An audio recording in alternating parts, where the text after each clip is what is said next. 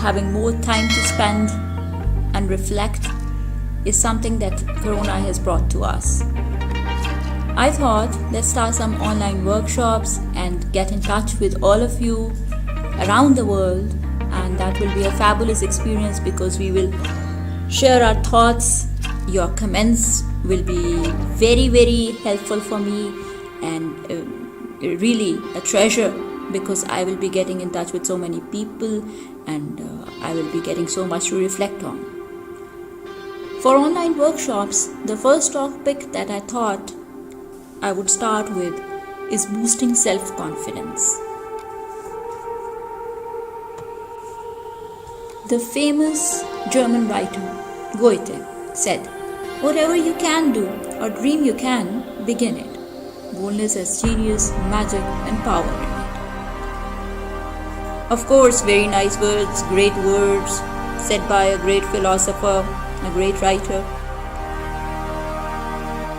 What do these words tell us? They tell us about self-confidence, because a person who has confidence in him has the moral courage and the confidence to dream of doing something good, something big, and then has even more courage to start doing it,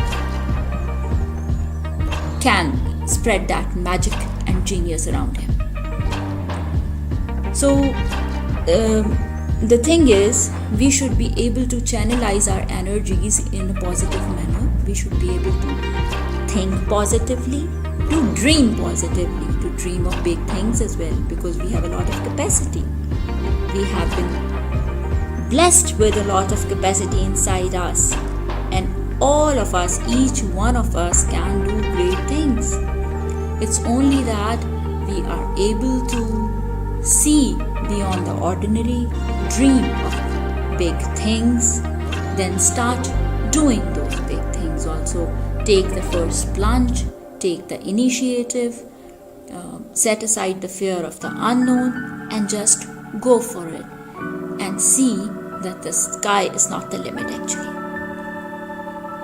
Here on the slide you can see an image where there is a train and engine that's taking a train along the track, and the engine says, "I train my brain." And that's a very important thought. The engine, is the brain of the train. We can look at it that way. And the engine says, "I train my brain." It's very important that each one of us knows that we have been bestowed with qualities that if we polish, if we can utilize in a better, positive, stronger manner, we can come up as very strong people. Even Albert Einstein used only 1% of his brain. Only 1%. So human beings have been bestowed upon with a lot of qualities, a lot of energies, a lot of mental energies. And with those mental energies, if they put them into good use, they can do wonders. We have seen people doing wonders. And even then we know that only 1% of his brain was used by Einstein, who did a lot of great things. So you have to choose to be big, to be great. You have to choose to start doing good, better things, to make yourself a better person, to spend yourself to spend your life in a better manner. And on the train here, in the image, you can see that on the lorries is written, and on the engine is written "I", and on the lorries is written "I want to feel good. I want to feel good." So when do you feel good? You feel good when you're confident enough. You feel good when you're able to do things your way. You feel good when you know that nothing can stop you, and you are good enough to proceed with things as they come to your mind. So feeling good is really important for every one of us, because that brings self-actualization, that brings happiness, that brings joy, that makes all of us better people, and that gives us better lives.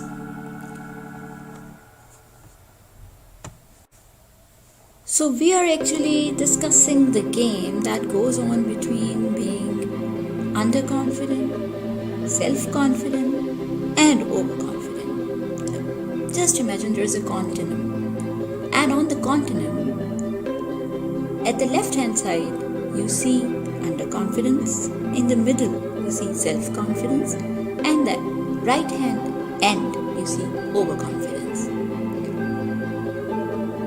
If it's a seesaw, just imagine that line, that continuum that you're imagining is a seesaw. The pressure of being overconfident will raise underconfident up, and it will get down by itself. In the middle will remain self-confidence. That's so important to stabilize the two, to create an equilibrium between the two ends. The two ends of being underconfident and overconfident. Self-confidence is actually feeling unstoppable. Feeling unstoppable because you know you have the ability, you have the guts, and you have the courage to go on with whatever you're dreaming of or you're planning to do. And you can actually put that into execution. So that is really important. Underconfident. You're underconfident. And you will be fearing what is going to come to me in future. If I start doing something this way, what will happen next? And that will take your confidence to the lowest possible limits. And you will not be able to do whatever you want to. You will be feeling scared out of your wits, as it says. And if you're feeling scared, you're unable to do anything constructive at all. So self-confidence becomes very important. On the other hand, if you're overconfident, what will you do? You will be doing things the wrong way. And when you do things the wrong way, or you start doing things in a way that you start rushing upon them or rushing towards something, you start making mistakes. And you start making mistakes. When you start making mistakes, what happens? You put all things wrong. So being overconfident also hurts you a lot. That puts you in trouble. So the equilibrium is achieved only when you have self-confidence, not overconfidence. Or, of course, underconfidence. If I am not for myself, who will be? And if you want to be for yourself, what do you need? You need to be confident about yourself. You need to believe in yourself. Because if you don't believe in yourself, nobody else will. It's a mad world. It's a ruthless world. Nobody will believe you if you don't believe in yourself. It's important that you believe in yourself. You become confident about yourself. And then you start doing better, good things. We are talking about boosting self-confidence. And we are talking about why self-confidence is important. Why am I saying all these things? I'm saying all these things to warm up your minds, to give you some food for thought on the topic, to channelize your energies, mental energies in a way that you start thinking about what we are talking about. And I hope that you're going to comment also. I would like to see in your comments what you say. Your feedback would be very, very important, very valuable for me. So after this discussion, this basic discussion, we will move forward to an activity as well. And I would like you to do something that will warm up your minds and that will give you more food for thought on the topic, and that will of course involve you in it along with me, and we will be enjoying the experience even more. So here comes an activity for you, for me, for all of us. The image here says, I am not good enough. Oh my God, oh God. If I feel I'm not good enough, how am I going to become self-confident? That means I don't have any confidence level at all. Now this happens in all of our lives, one time or the other. It might have happened in our childhoods, in our school days, in our college days. Whenever we thought we are developing, we need something further. Or whenever we thought we have been bogged down by life. And that also happens with all of us. Because all times are not good, ever. So there is an activity for you people. You have to recall and write down individually about a time when you felt extremely underconfident. That was in your school days, your college days, your professional life, whenever you felt bogged down by life, or even your personal life, or it was at home, or with friends, or with somebody. It can be with you yourself. So you have to just jot down when you felt extremely underconfident. And when you start writing upon it, and when you finish and when you read it, believe me, you will feel really different about it now, because that time has gone by. How did you react to it? How did you come out of it? What happened after that time that blue time for you? When you felt really, really underconfident. When you felt, I can never do good. I'm not good enough.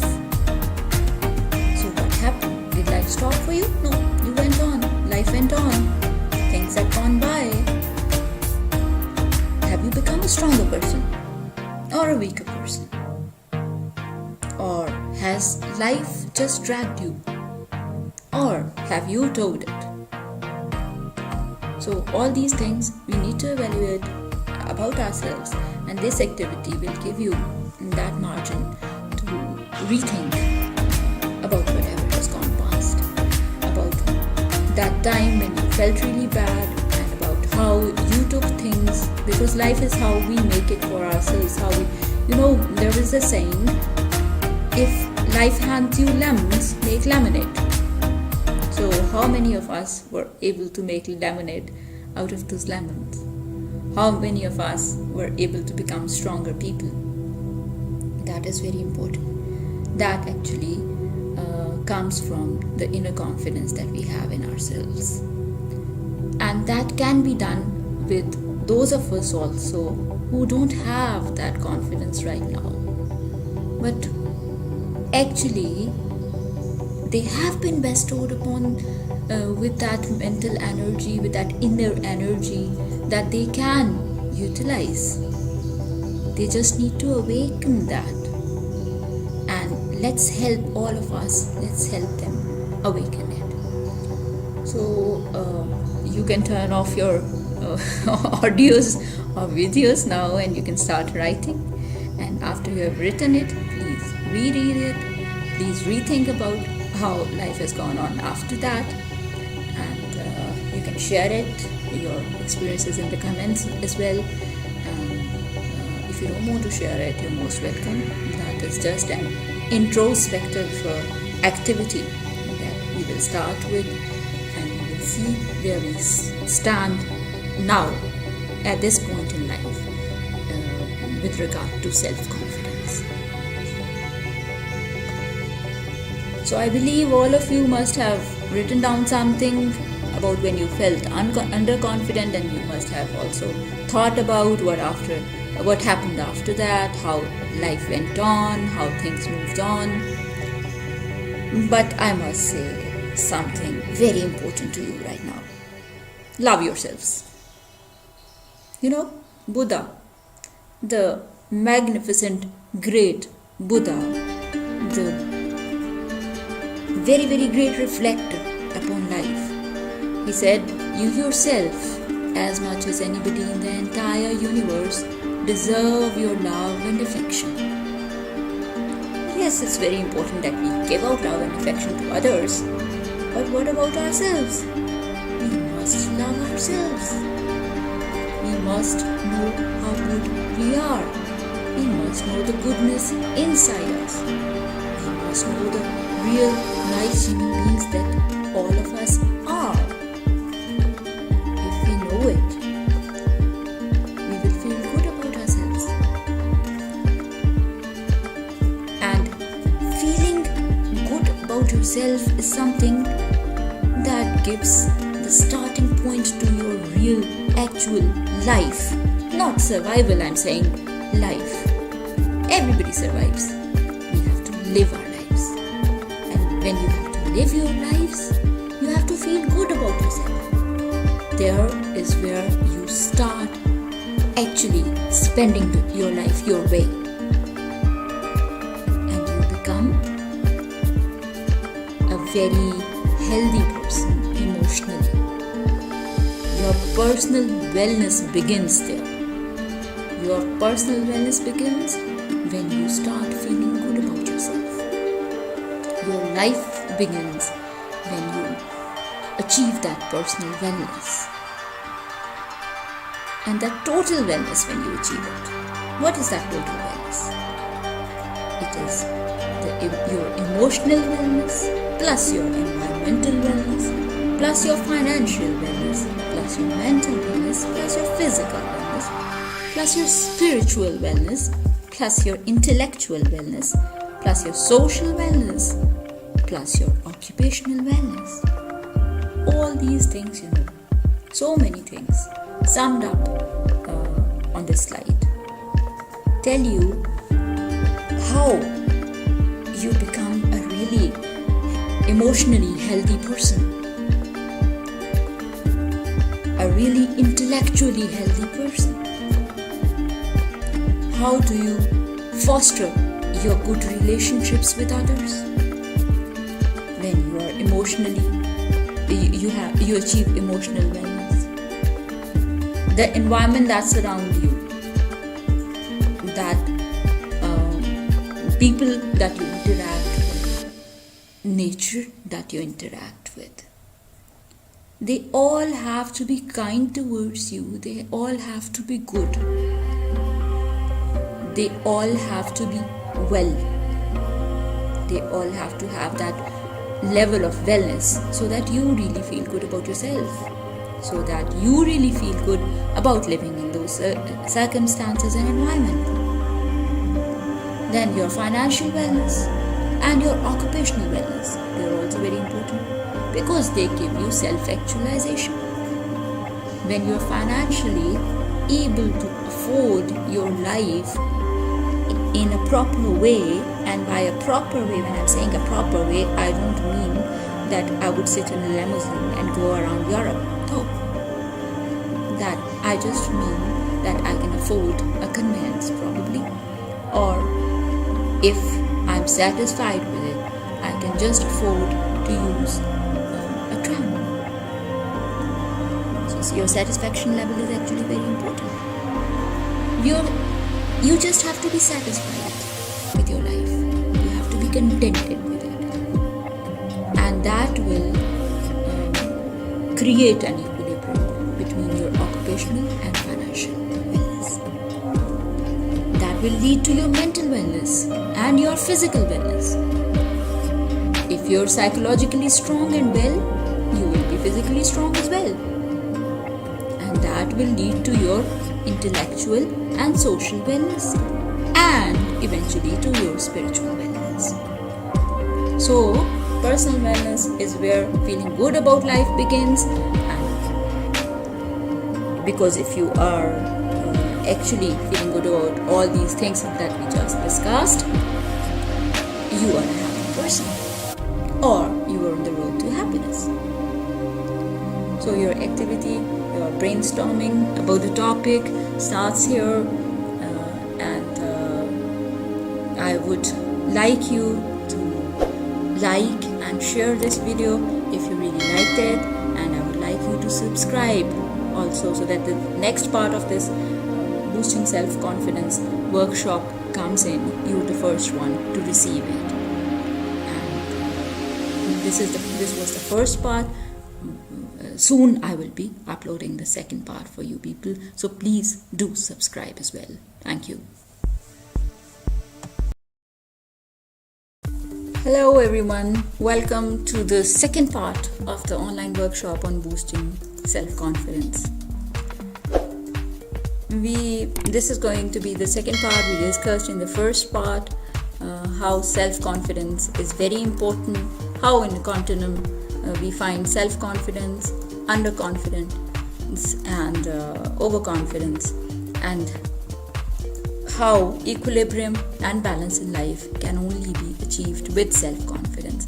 So that's why it's very important to boost this thing inside you, to train your brain to feel happy after you have achieved your goals, or at least you have started on the road towards the achievement of your goals.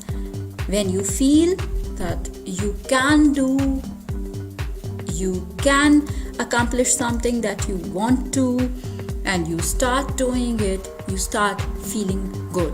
So the wellness in your life starts from there, whether it be occupational or emotional or environmental or anything associated with your life. So this is boosting your self-confidence is very important. How can we boost our self-confidence? What things lead to being self-confident? Let's discuss today. The image on the slide shows you where does the road to confidence lead you. What are the milestones on the road? What you should be doing with your life to become self-confident. So there are various things mentioned here. One is self-praise. As we discussed yesterday too, you should self-praise yourself. You should give some affection and love to yourself as well. You should believe in yourself. And you should know that what you are doing is good. Even if you're not getting praise from around you, from people around you, it does not mean that you're going to be low, to feel down. No, because it's very difficult to get praise out of others. So at times you find that people are not praising your efforts, or maybe they are not able to see things from your perspective. Analyze the things that you are doing in the way that you can see them, that you can picture them. So self-praise is very important. You should know at times that what you are doing is good enough and is going to take you towards your destination. That's why you like what you're doing and you like yourself for doing it. So self-praise is the first thing that should be there for you to become self-confident. And that self-confidence, that self-praise emanates from positive thoughts.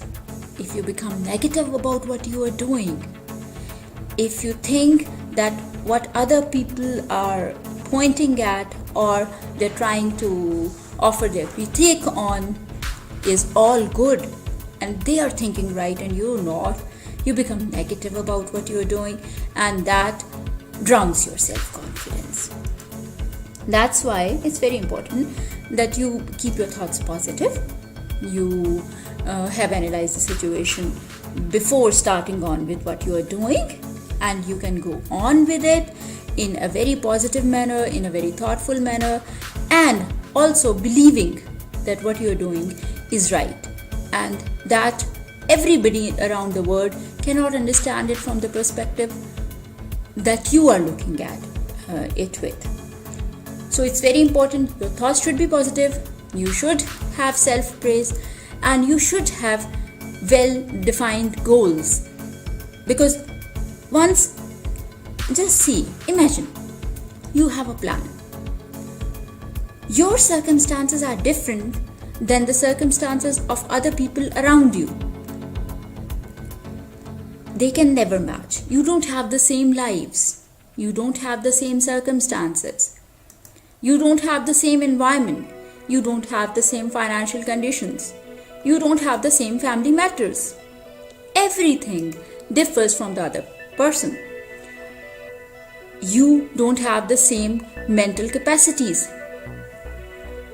Each one of us, is intelligent, but we have been bestowed upon with different kinds of intelligences. Some of us are more musically intelligent, because they are involved into music. They listen to a tune or to a song once and they don't forget it ever, and they can sing it well too.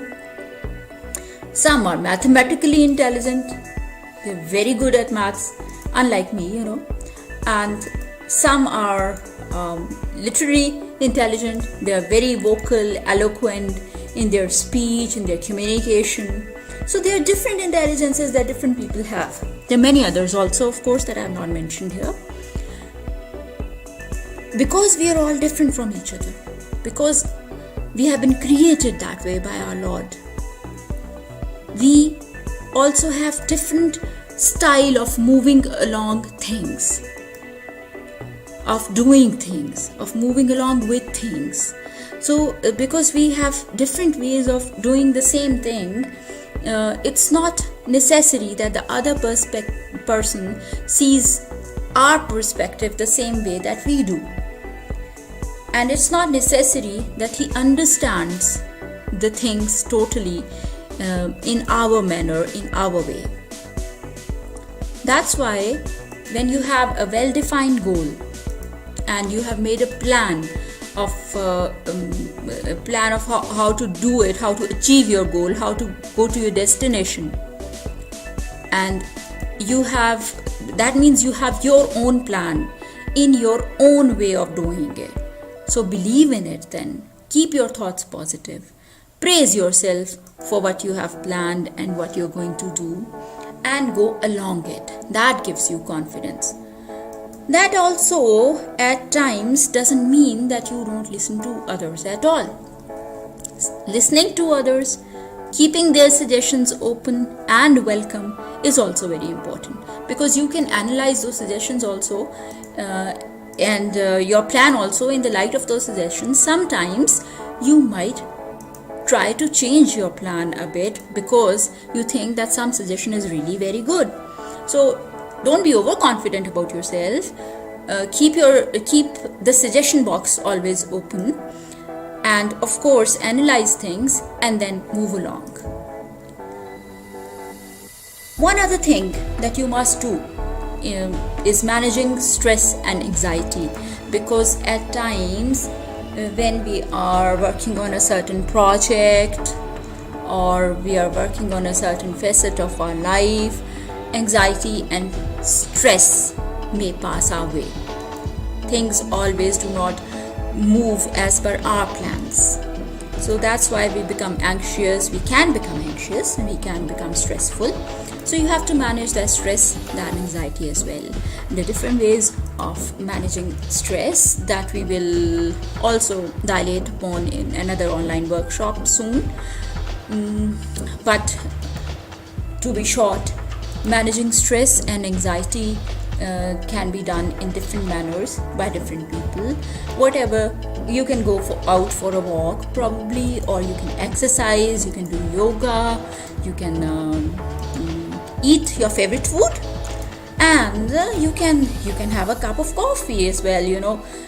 That helps me a lot, strong coffee, and that helps you a lot to alleviate your stress.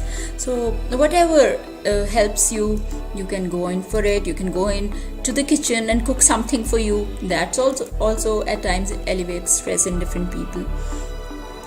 Or these are small things that you can do to manage your stress. And managing stress is important because while being in stress, you cannot think correctly, you cannot think positively, you cannot move along with things in a positive manner. So that's why it's very important that you manage your stress.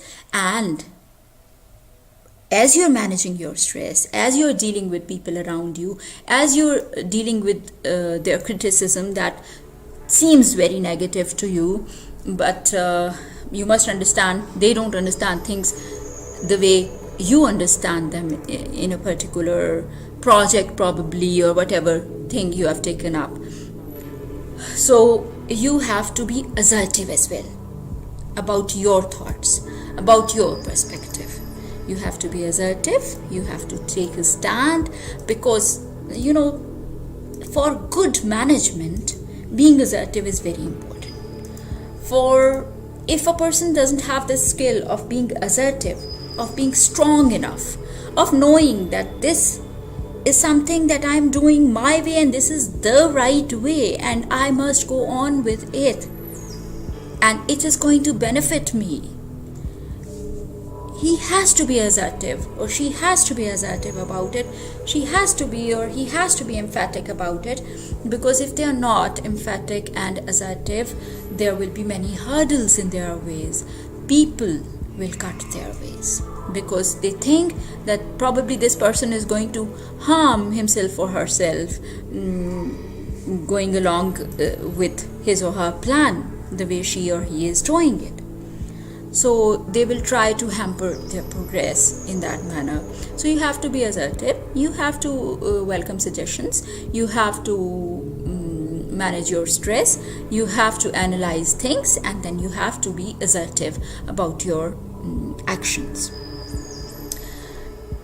And you have to believe that you deserve the best, nothing less than the best. Because if you don't believe that you deserve the best, you actually don't deserve the best. When you have self-belief, when you have, when you know that you will not settle down for anything less than the best, that for you the sky is not the limit, you cannot move on to be a great person or to grow in a great manner. That can be professionally, that can be personally, emotionally, that can be physically, that can be mentally, it can be in any manner. The wellness that we discussed in the first part of the presentation, the total wellness that emanates from you, from within you, is going to come from the belief that you deserve the best. And because you deserve the best, you have planned the best for you, and you are moving along with your plans that are going to bring you the best ever in life. So it's very important. Then another thing that is important, we are already talking about it, is self-acceptance. You accept how you are. No two persons are alike. No two persons are the very same. Two people will be different from each other. Now, it's not that because A has this quality, B is not good enough because B doesn't have this quality. No, we will have another quality that A doesn't have. Accept yourself as you are and use the skills, use the capacities and capabilities that you have been blessed with. If I can speak well and B cannot speak well, probably B can write well and I cannot write well. So B will use the quality of writing and A will use the quality of speaking. Accept your capabilities, accept your drawbacks, accept yourself as you are, and use the capacities that you have to the utmost. Use your best skills and never quit, never give up. Giving up takes you back, and you should never let that happen with yourself. Never quit. Another very important thing is, when you start doing something, anything that you have chalked out for yourself, any plan, you start doing it and you find many hurdles and you don't find comfortable at times doing certain things. You have to step out of your comfort zone. You have to take things as they come your way and manage them accordingly. life is not a bed of roses. Everything will not be very positive all the time. It cannot be. So you have to step out of your comfort zone and compromise with things and chalk out new ways of dealing with things in order to reach your destination and in order to be self-confident again. The image on the slide shows you where does the road to confidence lead you. What are the milestones on the road? What you should be doing with your life to become self-confident. So there are various things mentioned here. One is self-praise. As we discussed yesterday too, you should self-praise yourself. You should give some affection and love to yourself as well. You should believe in yourself. And you should know that what you are doing is good. Even if you're not getting praise from around you, from people around you, it does not mean that you're going to be low, to feel down. No, because it's very difficult to get praise out of others. So at times you find that people are not praising your efforts, or maybe they are not able to see things from your perspective. Analyze the things that you are doing in the way that you can see them, that you can picture them. So self-praise is very important. You should know at times that what you are doing is good enough and is going to take you towards your destination. That's why you like what you're doing and you like yourself for doing it. So self-praise is the first thing that should be there for you to become self-confident.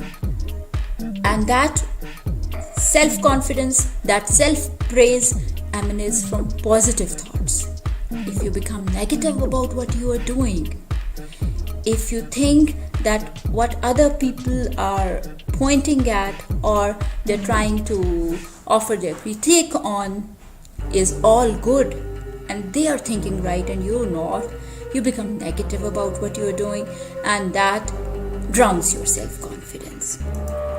That's why it's very important that you keep your thoughts positive.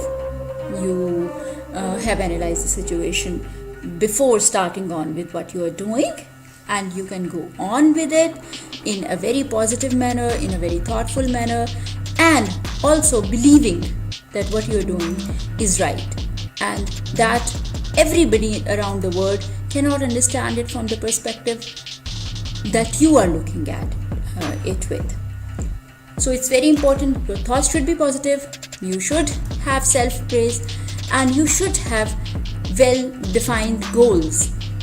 Because once, just imagine, you have a plan. Your circumstances are different than the circumstances of other people around you. They can never match. You don't have the same lives. You don't have the same circumstances. You don't have the same environment. You don't have the same financial conditions. You don't have the same family matters. Everything differs from the other person.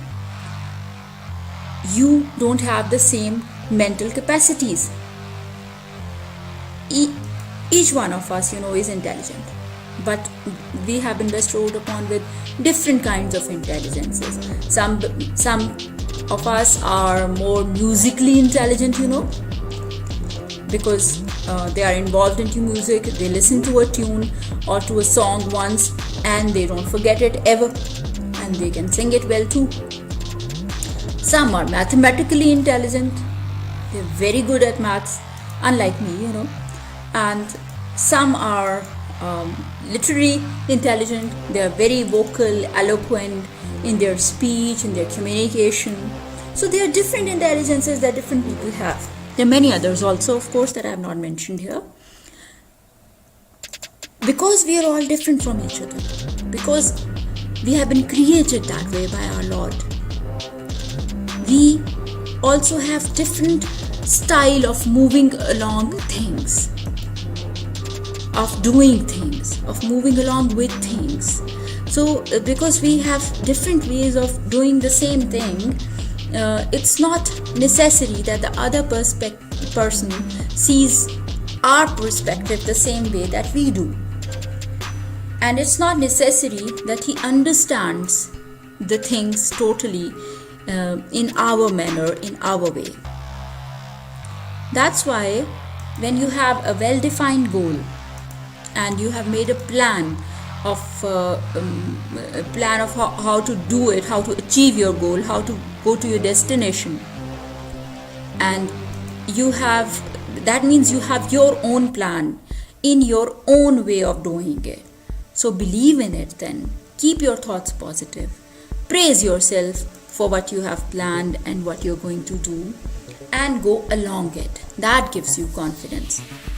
That also at times doesn't mean that you don't listen to others at all.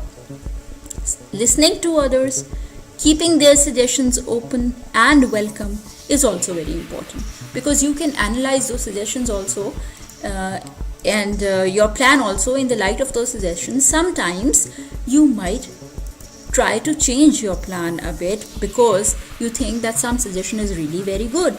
So don't be overconfident about yourself. Keep the suggestion box always open, and of course analyze things and then move along.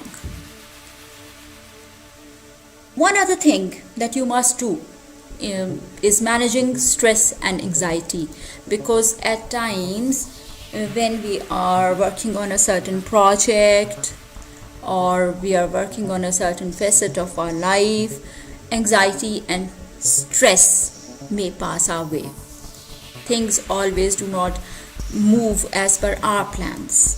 So that's why we become anxious. We can become anxious and we can become stressful. So you have to manage that stress, that anxiety as well. The different ways of managing stress that we will also dilate upon in another online workshop soon.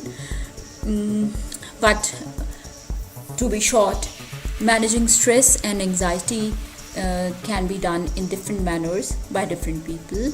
Whatever, you can go out for a walk probably, or you can exercise, you can do yoga, you can eat your favorite food, and you can have a cup of coffee as well. That helps me a lot, strong coffee, and that helps you a lot to alleviate your stress. So whatever helps you, you can go in for it. You can go in to the kitchen and cook something for you. That's also at times elevates stress in different people. Or these are small things that you can do to manage your stress. And managing stress is important because while being in stress, you cannot think correctly, you cannot think positively, you cannot move along with things in a positive manner. So that's why it's very important that you manage your stress. And as you're managing your stress, as you're dealing with people around you, as you're dealing with their criticism that seems very negative to you, but you must understand they don't understand things the way you understand them in a particular project, probably, or thing you have taken up. So you have to be assertive as well about your thoughts, about your perspective. You have to be assertive, take a stand, because for good management, being assertive is very important. For if a person doesn't have the skill of being assertive, of being strong enough, of knowing that this is something that I'm doing my way and this is the right way and I must go on with it and it is going to benefit me, he has to be assertive, or she has to be assertive about it. She has to be, or he has to be emphatic about it, because if they are not emphatic and assertive, there will be many hurdles in their ways.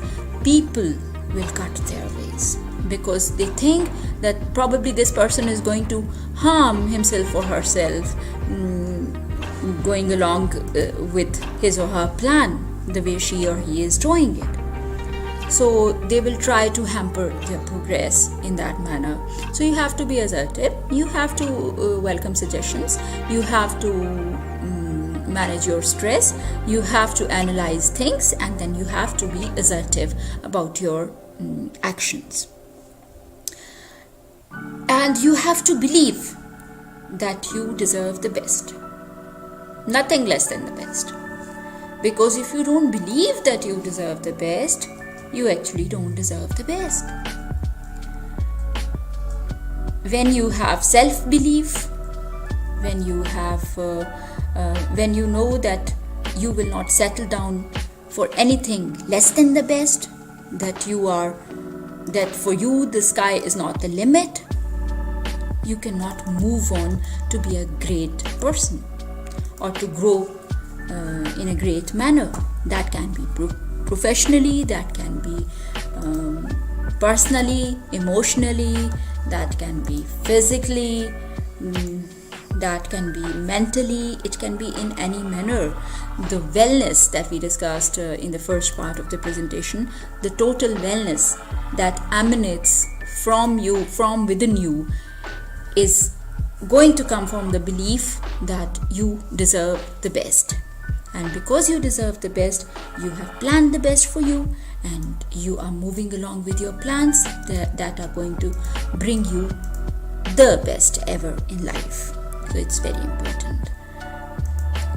Then another thing that is important, we are already talking about it, is self-acceptance. You accept how you are. No two persons are alike. No two persons are the very same. Two people will be different from each other. Now, it's not that because A has this quality, B is not good enough, because B doesn't have this quality. No, B will have another quality that A doesn't have. Accept yourself as you are, and use the skills, use the capacities and capabilities that you have been blessed with.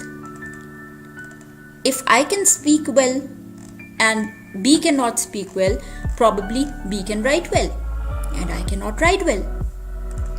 So B will use the quality of writing and A will use the quality of speaking. Accept your capabilities, accept your drawbacks, accept yourself as you are, and use the capacities that you have to the utmost. Use your best skills and never quit, never give up. Giving up takes you back, and you should never let that happen with yourself. Never quit. Another very important thing is, when you start doing something, anything that you have chalked out for yourself, any plan, you start doing it and you find many hurdles. And you don't find comfortable at times doing certain things. You have to step out of your comfort zone. You have to take things as they come your way and manage them accordingly. Life is not a bed of roses. Everything will not be very positive all the time. It cannot be. So you have to step out of your comfort zone and compromise with things and chalk out new ways of dealing with things in order to reach your destination and in order to be self-confident again. Now, another interesting thing that has come up here is everyone has an inner critic. That's very true. All of us, while we make a plan and move along the road of life, we have taken up a certain path for doing something that we have chosen for ourselves. We find that at times we feel scared of what the future is going to hold for us, because there's so many people around us, there's this environment around us, and sometimes the criticism goes so heavy and high that we feel bogged down by it, and we feel scared, then we become fearful about, really, are we doing the right things? Am I doing the right things? Or maybe some other person is right about trying to stop me from going the way I am going. Sometimes we feel we don't have the capacity and the capability to do things the way we planned doing them, because we see so many hindrances in our way. So that inner critic, it wakes up and it says to us that probably other people are right, or probably you don't have the capability or capacity to go along the way you have planned it. So even with very, very confident people, this happens. So if it happens with any one of us, it doesn't mean that we feel underconfident in any way, or we feel bogged down by life in any way, or we feel that we cannot do it. I cannot manage it. This is unmanageable for me. No, you don't have to feel that way. That doesn't mean you're underconfident. It only means that the inner critic in you has been awakened in some way, and he is trying to reinforce some negative thoughts into you, and trying to probably alarm you about the situation, and again make you analyze whether you're doing right or wrong.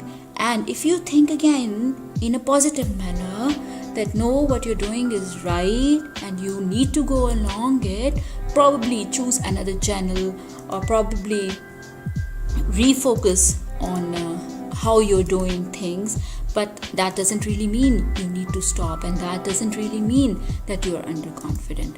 No, not at all.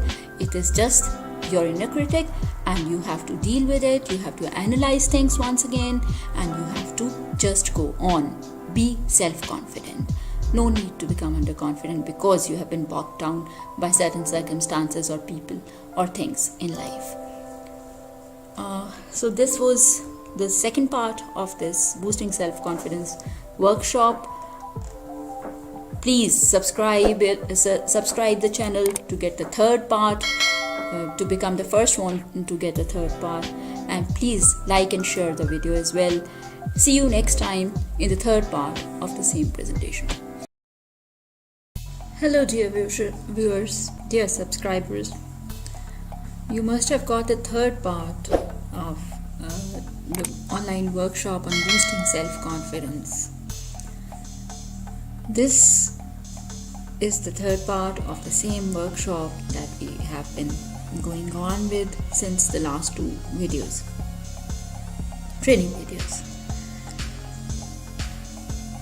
We discussed in the first two parts how self-confidence is important, how achieving it is important for wellness and goodness in life, to achieve total wellness in life, and how we can do it. What are the techniques for attaining self-confidence? We will be discussing the theme further in this workshop presentation. Let's see how it goes. When we step into professional life, even before that, when we are going through our academic years, sometimes we experience, or we feel that we have experienced it this way, that people are difficult to face and deal with. We think that somehow we are unable to deal well with people, although we think we have very sharp, good personalities and we can easily manage people. Still we are unable to. Why does that happen? Is it really that there is something lacking in us? Is it really that we don't have the required capacities, the required sharpness? Is it really so that we are underconfident, that we don't have the capability to deal effectively with people? Is it really so? Actually, this is not what it is. It is actually the fact that life is tough. Dealing with people is tough. It will happen that way. Anyway, it will happen that way. People sometimes will make you feel underconfident. But that does not mean that you start questioning your self-confidence and your self-esteem. That does not mean that you start thinking that I am underconfident, that I don't have the required capacities and capabilities. What will it result into? It will only result into the fact that you will lose your self-esteem. You have lost your self-esteem just because of the people around you, because of their reactions around you, because you're not able to face them well. The loss is all yours. When you're looking for self-esteem and self-confidence in other people, when you think their reactions will define whether you are confident enough, whether you are worthy to be respected, to be esteemed, what will happen?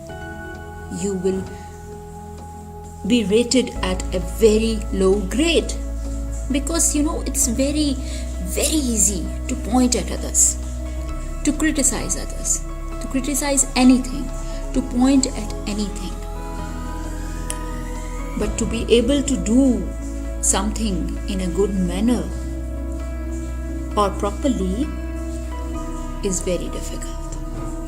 So when people they criticize you because it's easy. The easiest task is to criticize other people, or to criticize other things, or to criticize a work of art or a writing or anything created by somebody else.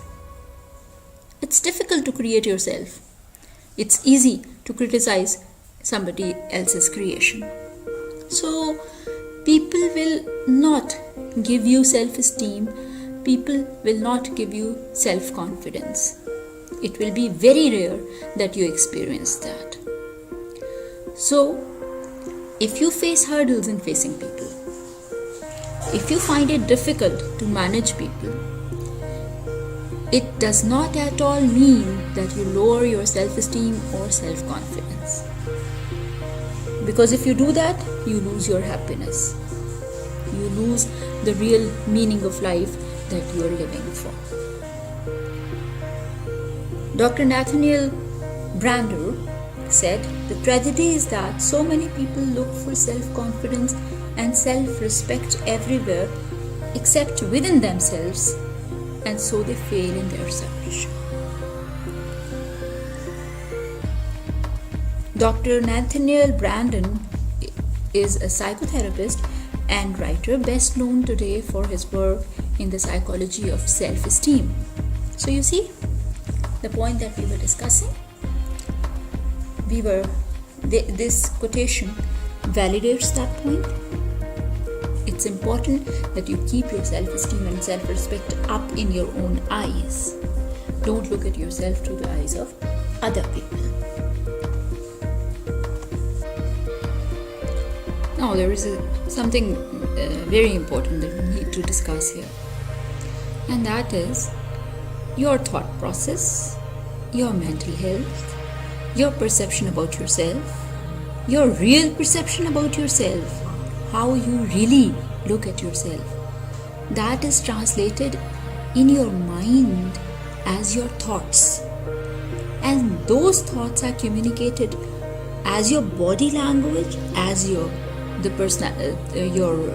aura, as your personality to other people.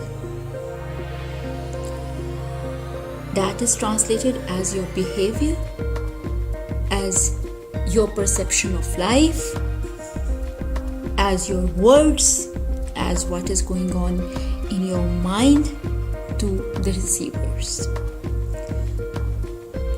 See, look at it in a very simple way. We all have seen small children. Even a small child has some thought process going on. And when he looks at you, if you're looking back at him with love, if you're smiling at him, he will smile back at you. He will look at you with love. He will be happy. Why? because even a small child can read your thoughts. Maybe cannot understand the language you're speaking, but can read your thoughts through your body language, through your eyes, through your expressions. And that is something that helps him decode your thought process. So your thought process, the way you perceive yourself, what you think of yourself, how you stand in your own eyes, how your own mind finds you, is translated to others through your words, through your body language, through your expressions. And a large impact is created because of that. And because of that large impact, people deal with you in different manners. And in this world, corporate world, it is very important that impact is positive. Because if that impact is positive, people are going to deal with you in a positive manner. They will make you, your perception of yourself will make you successful, because that will affect how other people perceive you. You must be looking at this image of Garfield on your screens, and he is standing like a king. Look at his body language. He's not saying anything to us. Look at his expressions, his eyes, his posture. And we know that Garfield thinks the world for himself. He thinks the world of himself, and he thinks he owns the world and that he has a stature in this world. Now, just by looking at this picture, this is what I am thinking. I will request you people also to look at Garfield, only look at Garfield, and think about what his posture feels like. So you will find that all your thoughts will have connotations of grandeur and power, and you will feel that Garfield is emanating those thoughts at this point. So thoughts are very important, thought processes are very important, impressions are made because of those thought processes, your expressions are made because of those thought processes. So we have learned throughout the workshop till now that self-confidence makes our life good, that it takes us to our destination, that it makes us progress along the path that is going to finally take us to our destination.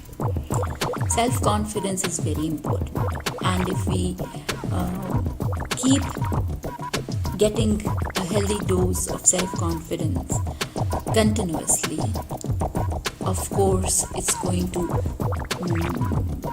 take us a long way in our personal and professional lives. It's going to leave a very positive impact on our personal lives, on our professional lives. So, feeling self-confident, remaining confident about yourself, taking the right decisions, perceiving things in the right manner, and going about them in the right way, being positive, and giving yourself the room to be self-confident, to be happy about yourself, to know that what you are doing, you can do, and you can do in a very good manner, is something that gives a lot of boost to your self-confidence, and then it makes you happy in the way that it is going to make you feel positive about your personal and professional life. So self-confidence really is very, very important. Self-confidence is something that will be liked by your higher-ups as well, because they will know that you can make a decision, that you can move according to that decision, that if they trust in you, you will live up to that trust, that you can do things the way they are planned, that they can give you responsibility, that when you're made responsible for anything, you will really do it too. You will have the courage and the guts to go along. You are confident enough. So boosting your self-confidence will make your professional life better, will make your boss think about you in a good manner, and you will become a favorite with your bosses and with your colleagues as well. So being self-confident, boosting your self-confidence, learning the techniques to self-confidence, applying them on yourself, it is all very positive. Let me here digress a bit and talk to you about a technique that I learned about in my childhood. That was very important. That was psychological. My dad used to have a big library at home, of his own, of course. And in that library, I used to go and I used to, of course, pick up books and do stuff like all children do. Once I found a small book there, and kids are normally interested in small sized books. I really liked it. I picked it up and I saw that book was about psychology. And in that small book, handbook, I found a technique. And that technique was to train your brain. How to train your brain. What did it say? It said that when you lie down in bed at night to sleep, you stretch all your limbs one by one and then relax them one by one. And then do that for 3 to 4 times, and then tell your brain that if I do this, if I plan it this way, this is going to help me in this and this manner. And if I don't do it, I will be harmed in so and so manner. Repeat it to your mind. You can say it aloud, you can say it to yourself in your mind, and repeat it. Tell your brain again and again and again about it 10 times, 20 times. Then you can go to sleep. Keep doing it for at least 7 days and you will get the required results. Your brain will start working in the way you want it to work, and resultantly that will be translated into your actions. So that was a technique that I found really nice for me. Even at that time, academically, I used to train my mind to know that I should study because at that time, every student runs away from studying. So that happened with me too. Of course, I was a very good student, but then to be as good as I was, I needed to train my brain as well. So everybody of us needs to train their brain at certain stages of life. This is a very good technique. You can also use it if you need to. Anybody can use it. This is a very simple and nice technique, and it is really helpful. That's my personal experience. So that you can use it to boost your self-confidence as well, because you can tell your brains that if you're not confident enough, this harm might come to you, and this drawback might be seen in your work, in your professional life, in your personal life. So the technique will help you becoming self-confident, to boost your self-confidence. This is a very nice one that I just remembered. So I hope you will apply it and you will like the results. And I will see you now in the next part of this online workshop. If you really liked it, please like and share the presentation, and please subscribe the channel. Please do, and take care of yourselves. Hello everyone. So here we are with the fourth part of the online workshop on boosting self-confidence. This is the fourth part. In the first three parts we have already discussed why being self-confident is so important, why self-esteem is so important, why self-respect is so important, what good changes do these things bring to our life, how positive attitude towards ourselves makes others positive about us, and how we can go towards being more self-confident as a person. What are the milestones on the road to self-confidence? All these things we have been discussing till now in the first three parts of the workshop. Today we are going to discuss what actions should we take in order to become more self-confident, or in order to boost our self-confidence. So, what can be the actions that will lead us to the road of self-confidence, or that are important to boost our self-confidence? In fact, even if you're self-confident, that self-confidence can be boosted to a certain extent. The sky is not the limit. So in a positive way, when you're going along with it in a positive way, there is always a room for improvement. I'm not saying that you can become overconfident, because overconfident is not good. It's something, it holds a negative connotation. So when it becomes negative, it breeds negativity. We are talking about boosting our self-confidence to the extent that we don't become overconfident at the same time. To become self-confident, the first thing that we should do is think positively, because positive thinking leaves a deep impact on our surroundings. First of all, on our aura, the aura of our personality, and on our attitude, and on the way people perceive our thoughts about ourselves, and then they react to them.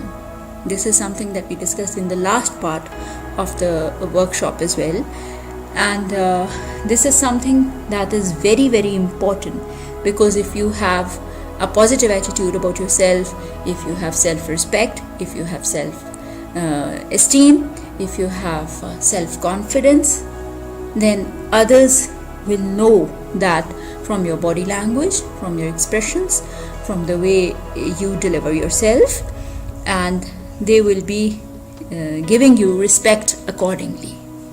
They will be judging you accordingly. So it's very important that you think positive about yourself. Self-confidence is the first requisite for great undertakings. Dr. Samuel Johnson said that. He was a famous English writer and a poet as well, a critic as well, a biographer, and he wrote this, that you need to be self-confident in order to undertake great things. This is very, very true, because if you're not confident enough, if you think that you are not capable enough, or you don't have the capacity to do certain things, how can you undertake them? So as we discussed in the first part of the workshop also, that in order to dream big, you should have self-confidence, and when you have the confidence to dream big, then you should have the confidence to execute those things as well, to put them into action as well, and to take that first step, to take that first plunge needs self-confidence. Because if you are not confident about yourself, about your plannings, about your thinking, about what you're doing, then you will not be able to execute them either.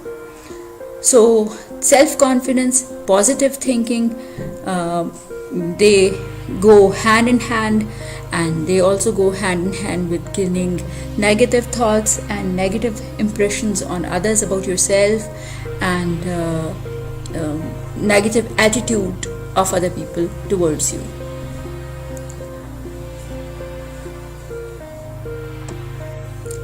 So what do we need to do after, of course, being positive about ourselves? We need to do something else too. We need to act positively, towards life as a whole. An example just came to my mind.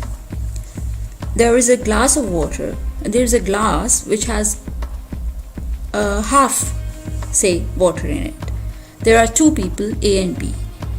A will say this glass is half full, and B will say this glass is half empty. Now, these are minor statements. The level of the water remains the same in the glass. It does not change. It remains the same. But the two perspectives are totally different. The two ways of looking at the glass and the level of the water in the glass are totally different. The two perspectives are disseminating different forms of energy. A, who is saying the glass is half full of water, is disseminating positive energy. B, who says the glass is half empty, is disseminating negative energy. And when that message is decoded by the recipient, positive and negative energies respectively are also received by them. When you're saying something positive, it means you are putting your positive energy into action. When you say the glass is half full, you're disseminating, giving out positive energy, putting your positive energy into action, because the listener is going to feel positive at your statement. When you say the glass is half empty, you're disseminating negative energy. The decoder of your statement is going to feel negative, is going to feel down. So the depression that you feel, the discontentment that you have, will be translated in your words, in your perspectives to the other person. This is your perspective on life. This is the perspective of A and B on life, positive and negative, as we just discussed with a small example.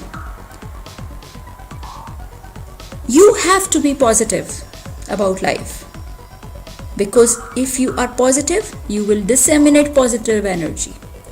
Your self-image will become positive, and you will be reflecting that self-image in your attitude, in your behavior, in the way you deal with others, and they will be reacting to that positive energy in a positive manner. If they find negative vibes coming from you, they will act negatively towards you. So acting positive is very important. Now, Rosalind Smith Carter said, if you doubt you can accomplish something, then you can't accomplish it. You have to have confidence in your ability and then be tough enough to follow through. Very nice. And very important. If you don't believe in yourself, if you don't believe in your own abilities, how can you do something? If you doubt that you can accomplish something, you are never going to be able to accomplish it. You will not be able to, because you will have negative energies emanating from you. You will be working within those negative energies. There will be no positivity. And when there will be no positivity, you will not be able to do well. You will not be able to accomplish things. So in order to accomplish something big, accomplish something good enough, you need to have self-confidence. And then you need to be strong enough to follow through and to accomplish what you wanted to. Because there are going to be hurdles, many hurdles on your way. There are going to be problems. You have to face them. You have to brave them out. And if you don't have self-confidence, you cannot do that. If you're not tough enough, you cannot do that. So you have to be self-confident and strong to be able to achieve things. The third thing, very important thing, is to set goals and to achieve them. We have been discussing that previously as well. In the last image also we discussed that. But then what is new here is that you should set goals that are achievable, not goals that are too high for you to achieve. Goals that are achievable for you yourself, you should set them that way. They should be practical enough, realistic enough. So when the goals that you set are realistic enough, you know that you can achieve them, you will be able to. But if you set your goals too high, they are not realistic, they are unrealistic. You will not be able to achieve them. And what will happen? You will get disillusioned, disappointed. And when you get disillusioned and disappointed, when you are unable to achieve your goals as you have planned for yourself, you lose your self-esteem, you lose your self-confidence. So you should first, you have to start somewhere. The first step has to be taken. So plan your goals in a way that are achievable, so that when you achieve that goal, you're able to plan further, then move further, a bit higher, so that you give yourself a good starting. And then when you follow through, what happens is you achieve one goal, you set another goal, you achieve that goal, you set another goal, you achieve that goal, and then you go on and on and on, and you keep on giving yourself a continuous dose of self-confidence and self-esteem and self-actualization. All these things are very important for your mental, psychological health. So they really help you feel happy and good and satisfied, and that you have achieved something, that you have accomplished something. They grow your confidence in your abilities, in your capabilities, in your confidence, and they make you a happier, livelier person as a whole. Zig Ziglar said, he was a psychologist, and he said, you don't have to be great to start, but you have to start to be great. Oh, very nice, precise, crisp words by Zig Ziglar. You don't have to be very great to start with, because you have to start with basic things. Each one of us has to start somewhere. And when we start with basic things. We don't reach the top of the ladder in one stride. No, we have to go on upwards step by step. So you don't have to be great to start with, but you have to start to be great. To reach that top ladder, to reach that top strand, you have to be great. So you have to start. You don't have to be great, you have to start so that you reach that top strand. Self-confidence and not being overconfident, because when you're overconfident, you get disillusioned about things. There are chances that you will not be able to achieve the high goals, the bloated goals that you set for yourself, and then you will feel disillusioned. Then you will feel disappointed with yourself, and then you will lose your self-esteem and self-respect.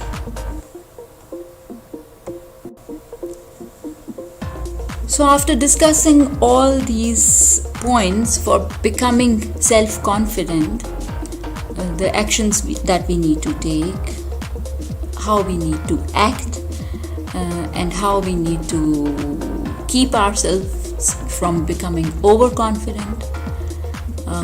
We have an activity here. You can see in the picture there is a person who is full of confidence, and he's not only full of confidence, he's bloated because of confidence. And how is he bloated? An air pump is sending in air into him. And what will happen? Bang! He will blow up, or he will deflate. He's inflated right now, but he will deflate just as a balloon is first inflated and then it deflates. So overconfidence does that to you. The image tells it all, but then I should not be saying much, because I want each one of us to do something, and that's an activity. I want you to write 3 to 5 lines on the after effects of becoming overconfident, and that will brainstorm you about what we discussed today. That will be a brainstorming session for yourself after you have written down 4 to 5 lines on after effects of becoming overconfident. Read them and you will find that a brainstorming has been very useful for you and has given you food for thought. So I would love it if you now take out your pens and pencils and sit down on your tables with papers and jot down a few words, or if you are too technology savvy, you can do that on your mobile phones, you can do that on your iPads, on your laptops, whatever way suits you.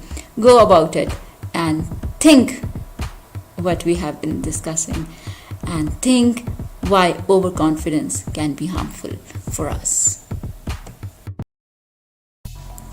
Hello to all my listeners, my subscribers of the channel Life Themes with Faria Habib. If you have not yet subscribed to it, please do if you are listening to me. This is going to be the 5th part of the online workshop on boosting self-confidence. We have already done the first 4 parts. They are there on my channel, and if you want to listen to them, you're most welcome. And do like and share the videos. Please view them fully to understand the topic fully, and please subscribe and click the bell icon as well, so that you become the first one to receive the next part of the workshop, and also to receive any video that is uploaded on my channel. Thank you. So in the last part of the workshop, we have been discussing what we should be doing in order to boost our self-confidence, and we discussed 3 points before the activity that we undertook at the end of the last part. And those 3 things that we discussed were: we should think positively about ourselves, we should act positively towards life, and we should set realistic goals for ourselves. Those were the 3 things that we discussed. Today we will be discussing some more things that will take us towards boosting our self-confidence. The first thing that we will be discussing today is knowing ourselves, because when we think that we don't have proper capacities and capabilities to do things right, we become underconfident. We develop a negative self-image. We start thinking negatively about ourselves. So we have to take that shroud off first. The shroud of negativity that we are wearing.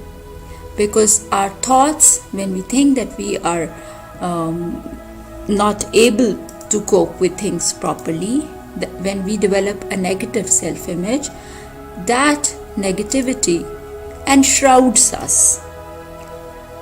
The aura of our personality becomes negative. Our attitude, towards life, towards ourselves becomes negative. Our behavior becomes negative. We start disseminating negative thoughts. And then, of course, when it's all about negativity, we are going to have a very low self-esteem and very low self-confidence as well. Now, to start improving that self-confidence, what we should start doing is we should start to know ourselves better as a person. What does that mean? We don't know ourselves? Does it mean that actually we are very capable people and we just don't know that we are not? That we are so and we think that we are not? No. The thing is, when you start learning about yourself, you start to know that there are many things that you can do. There might be many things that you will not be able to do, you might not be able to do, or you might think you are under capacity for it, but there are many things that you can do. Only that you have not either polished your skills or you don't know that you can do those things. So the areas that you are good at, you will come to know about that. And when you will start knowing that there are things that you are good at, you will start liking yourself for it. Your thoughts about yourself will start becoming positive. Positivity will start creeping into the negativity. And slowly and gradually, the shroud of negativity that you are wearing as a person will be thrown off. You will know that you have positive facets to your personality, that you are capable of doing certain things, that you can manage yourself better as a person, and that the limitations that you think you have are not real, they are artificial. You, because of the negativity shroud that you were wearing, you have imagined that you have these limitations. They are actually not there. If you cannot do one thing in one way, you can do it in another way. You can accomplish things. You can dream and you can make those dreams come true. So when you know yourself deeply, you will start liking yourself and you will start having more self-esteem and you will boost your self-confidence.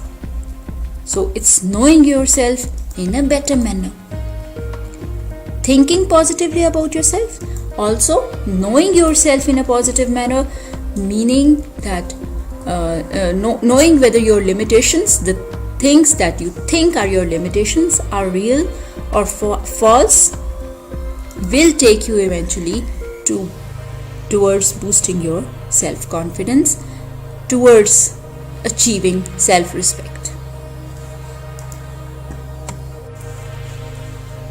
Another thing, to boost your self-confidence, you should try to become a more competent person. How can you become a more competent person? Well, it's very easy. Start studying more. Start learning more. Start practicing things much more than you do before. And when you start studying more, learning more, broadening your horizons more, what happens? You start believing in yourself more. And when you start believing in yourself more and more, you start becoming confident. You start believing in yourself, believing in your abilities, and thus you boost your self-confidence. So it's very important, if you want to amplify your self-confidence, you should amplify your competence. You should start becoming a more learned person, whatever field you're working in. If you're a student, say, you should start studying. You should start practicing mathematics. If you are a student of mathematics, say, you should start writing more if you want to increase your creativity. You should start reading more if you want to increase your thought processes, make them much better. And of course, amplify your writing skills. Similarly, if you are, say, an engineer by profession, you should read more about your subject, respective discipline. You should get more knowledge about the things that are concerned with you. You should be practicing things much more in your particular field so that you become a better worker. What does that add to? That adds to your competence as a person. That adds to your social and professional acceptability. People will start respecting you more, either academically or professionally, or even personally, in your family, in your personal life. People will start respecting you more.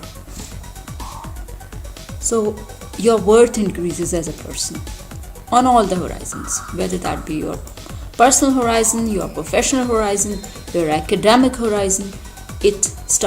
Your worth starts increasing. And when your worth starts increasing in the eyes of the world, it starts increasing in your own eyes as well. Your self-esteem increases. Your respect for yourself increases. And your confidence is boosted. So, becoming more competent leads to becoming more confident. There's a quote given here, and you can all read it here. Far away there in the sunshine are my highest aspirations. I may not reach them, but I can look up and see their beauty, believe in them, and try to follow where they lead. Beautiful quote. Now, this is improving your competence actually. You think you can reach a certain point. You think that can be your destination. You will be moving towards it slowly, milestone after milestone. You will reach one milestone, then the next one, then the next one. You will be moving towards your destination, slowly and gradually. You will be becoming a better person at each step. You will be moving on towards your destination with much more confidence than you did when you reached the last milestone. So, at every step that you take towards betterment, towards making yourself better, towards making your self-esteem better, towards making the environment around you much better for yourself, that your worth increases in the eyes of the world and you become more self-confident. You boost your self-confidence by taking little steps. You cannot reach the horizon in a single stride. You have to walk towards it. And walk towards it slowly and believe that you can reach there. Believing in yourself, believing in the fact that you have the capacity to do a certain thing boosts your self-confidence. And boosting your self-confidence makes you a more competent and better person. So, this is a cycle that goes on between believing in yourself, between self-esteem, between self-confidence. It's a circle that goes on. It's a gyre. And you have to control that gyre. It has to be held in your own hands so that you actually do what you want, and you start believing in yourself, you start respecting yourself, and you start becoming more confident. So we discussed a few points, and we will go on to discuss another one, and that is we first discussed amplify your competence. Now we will discuss that we should amplify our knowledge and awareness. Our knowledge and awareness will give us more power. Now, how? We said in the last image that we discussed, we said that we should become more competent by studying more, by practicing. Now we are saying that we should empower ourselves by amplifying our knowledge and awareness. Knowledge and awareness about what? Only about our subject? Only about our area of professionalism? No. Knowledge generally about life. Awareness generally about our surroundings, about life. It's very important to stay aware of your environment, in these days, in these modern times, to be aware of whatever is going on in the world, the whole world, having knowledge about the happenings in the whole world. That knowledge, that awareness empowers you. You can discuss things with others. You can speak while you're sitting with friends and colleagues. You can put in your share when at a certain forum of friends, of meetings, of conferences, a certain thing is being discussed. So if you are aware, if you are knowledgeable, your respect in the world will also increase. If a discussion is going on, say, and you are unable to say anything or to contribute anything, what will happen? Will people respect you the same way they will if you put in your share, if you give them certain new information? No, there will be a difference. They will respect you more if you're giving them more information and knowledge. So in order to increase your respect in the eyes of others, you should become more knowledgeable. You should become more aware.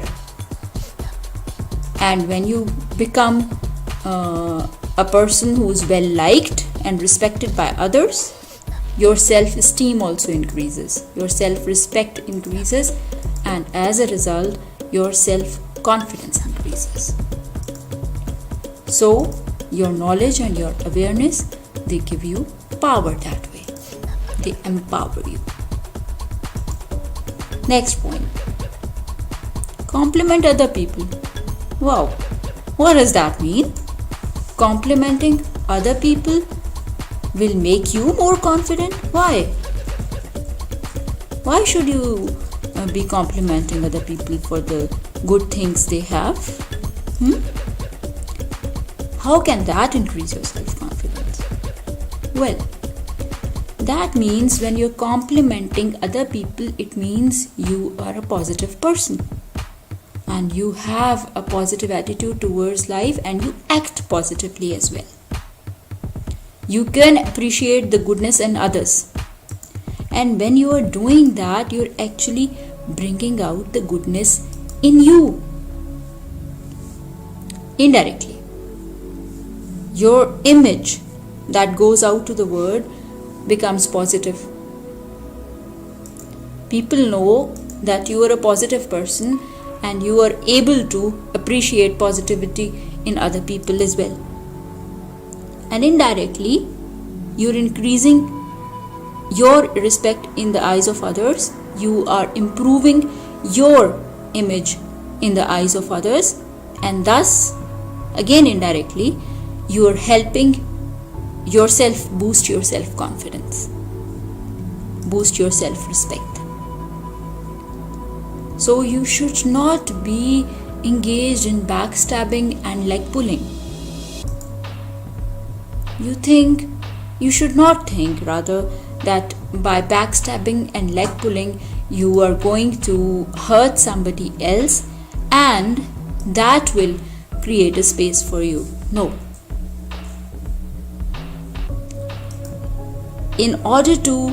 That will create a space for you is something very wrong, because that will give out a negative image of your personality to others, and that will harm you in the long run. So don't indulge in any negative activity about other people. Rather, compliment them for the goodness that they have, for the competence that they have, and indirectly you will be helping yourself as well. So these were the points that we discussed today. I've taken a lot of your time already, so I will stop here and we will go on to discuss more things in the next part of this workshop. That will be the 6th part. And if you like the discussions today, please share and like this video. Please comment, and please do subscribe as well and click the bell icon as well. Thank you. A big hello to everyone who's listening to this online workshop on boosting self-confidence part 6. This is the 6th part of the workshop. First 5 parts of the online workshop are already there on my channel Live Themes with Faria Habib on YouTube, and you can click them and watch them at your leisure. I must thank you all for listening to these videos, watching them and appreciating them. Your watching them is actually the appreciation that you give them. And please, if you want to go on watching more videos on more topics, and of course there is still more to come on this particular topic as well. If you want to watch these videos, upcoming videos, please subscribe, click the bell icon so that you become the first one to know when the next video is uploaded. Please like and share as well so that we can spread the good word to more friends. Let's go on to see what we have in the 6th part of this online workshop.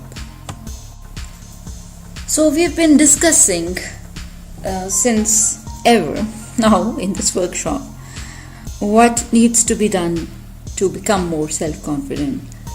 Why do we require to become more self-confident? Why do we need self-esteem? Why do we need to respect ourselves?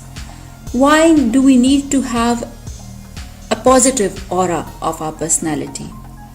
Why do we need to have a positive impression?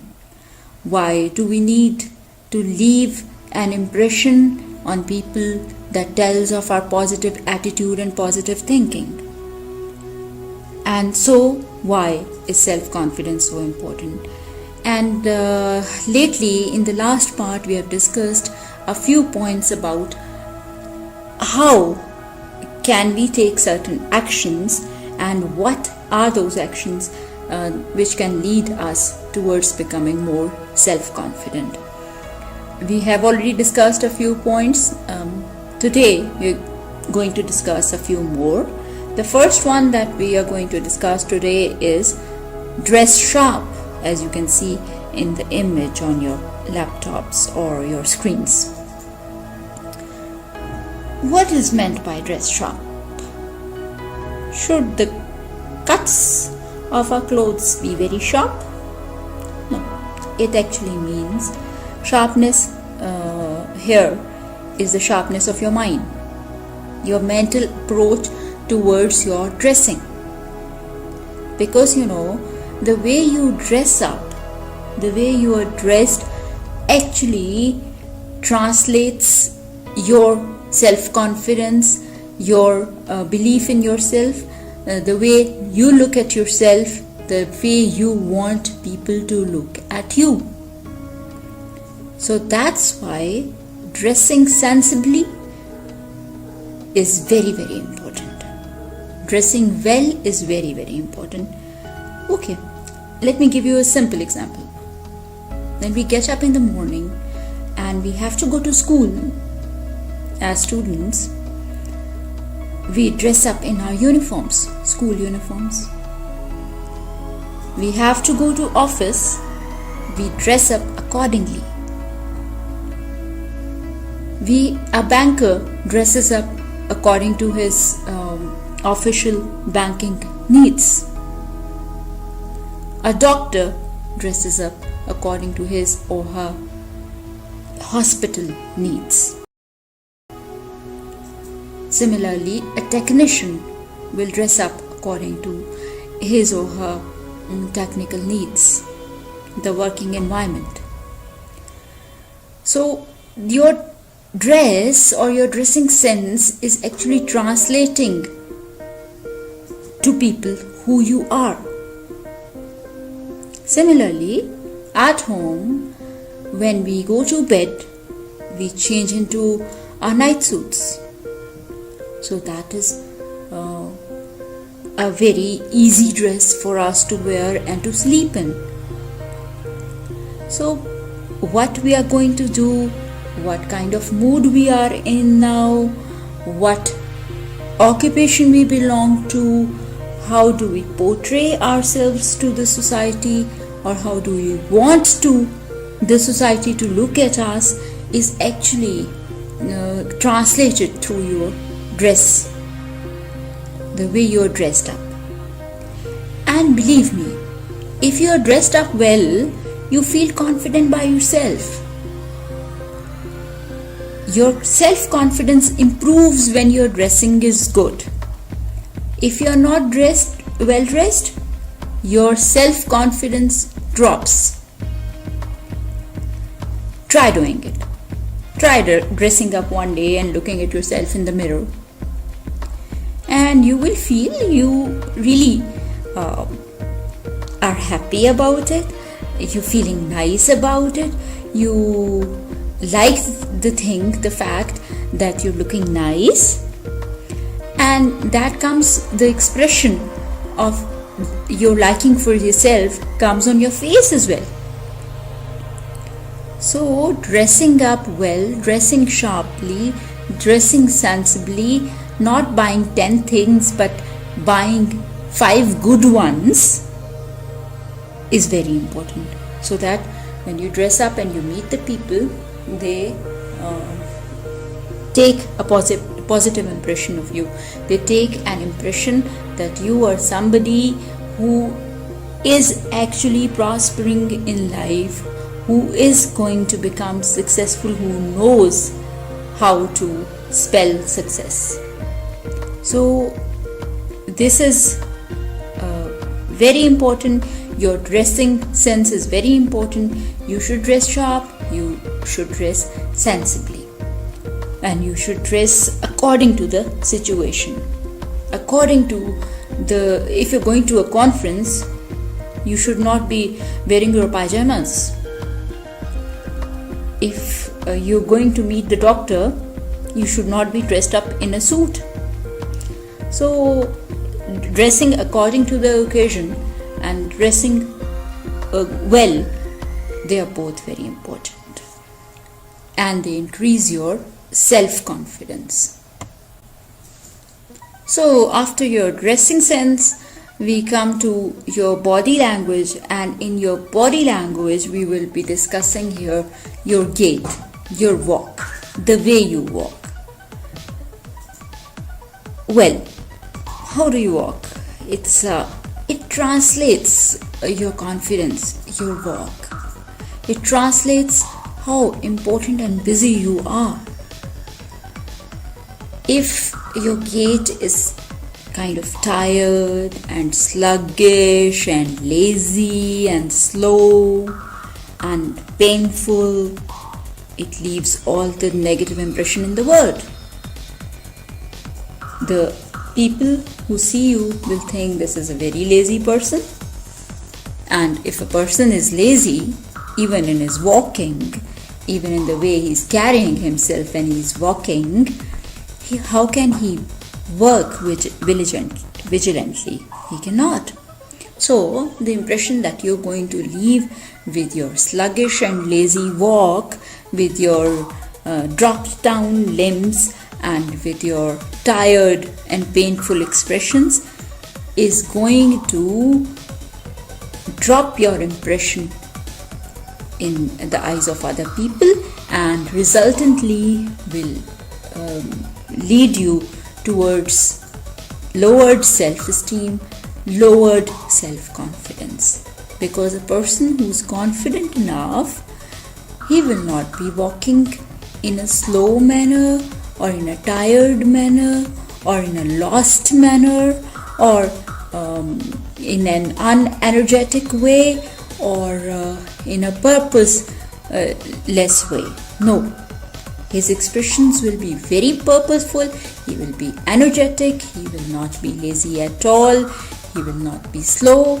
So you should be walking quickly, and when you are walking quickly and you are alert while you're walking, you're holding your head high, and you are you're positive, your personality's aura is positive. You breed the impression that you have a lot to do, you have to meet different people, and you have to do many important things. And when you leave that impression, the attitude of other people towards you changes. It becomes positive.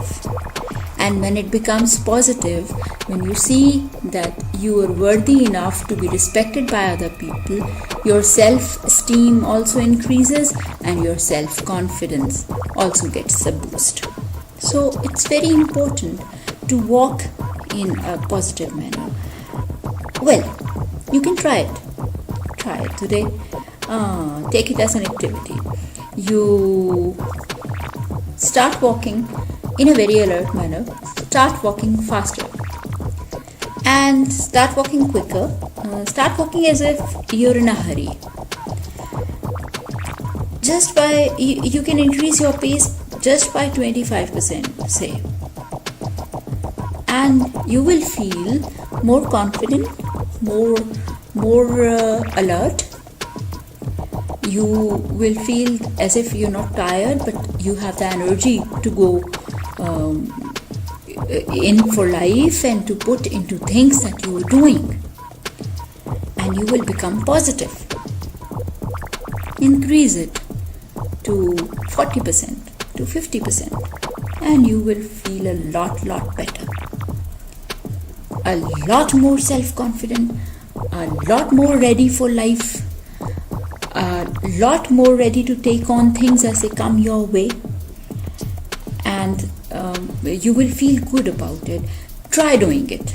Try doing it as an activity related to this workshop, and you will feel that in those few minutes that you are trying to emulate somebody who walks faster than you, or even if not so, you're just trying to walk faster than you normally do, and trying to walk as though you are much more aware than you normally are, much more alert than you normally are, you will feel more confident.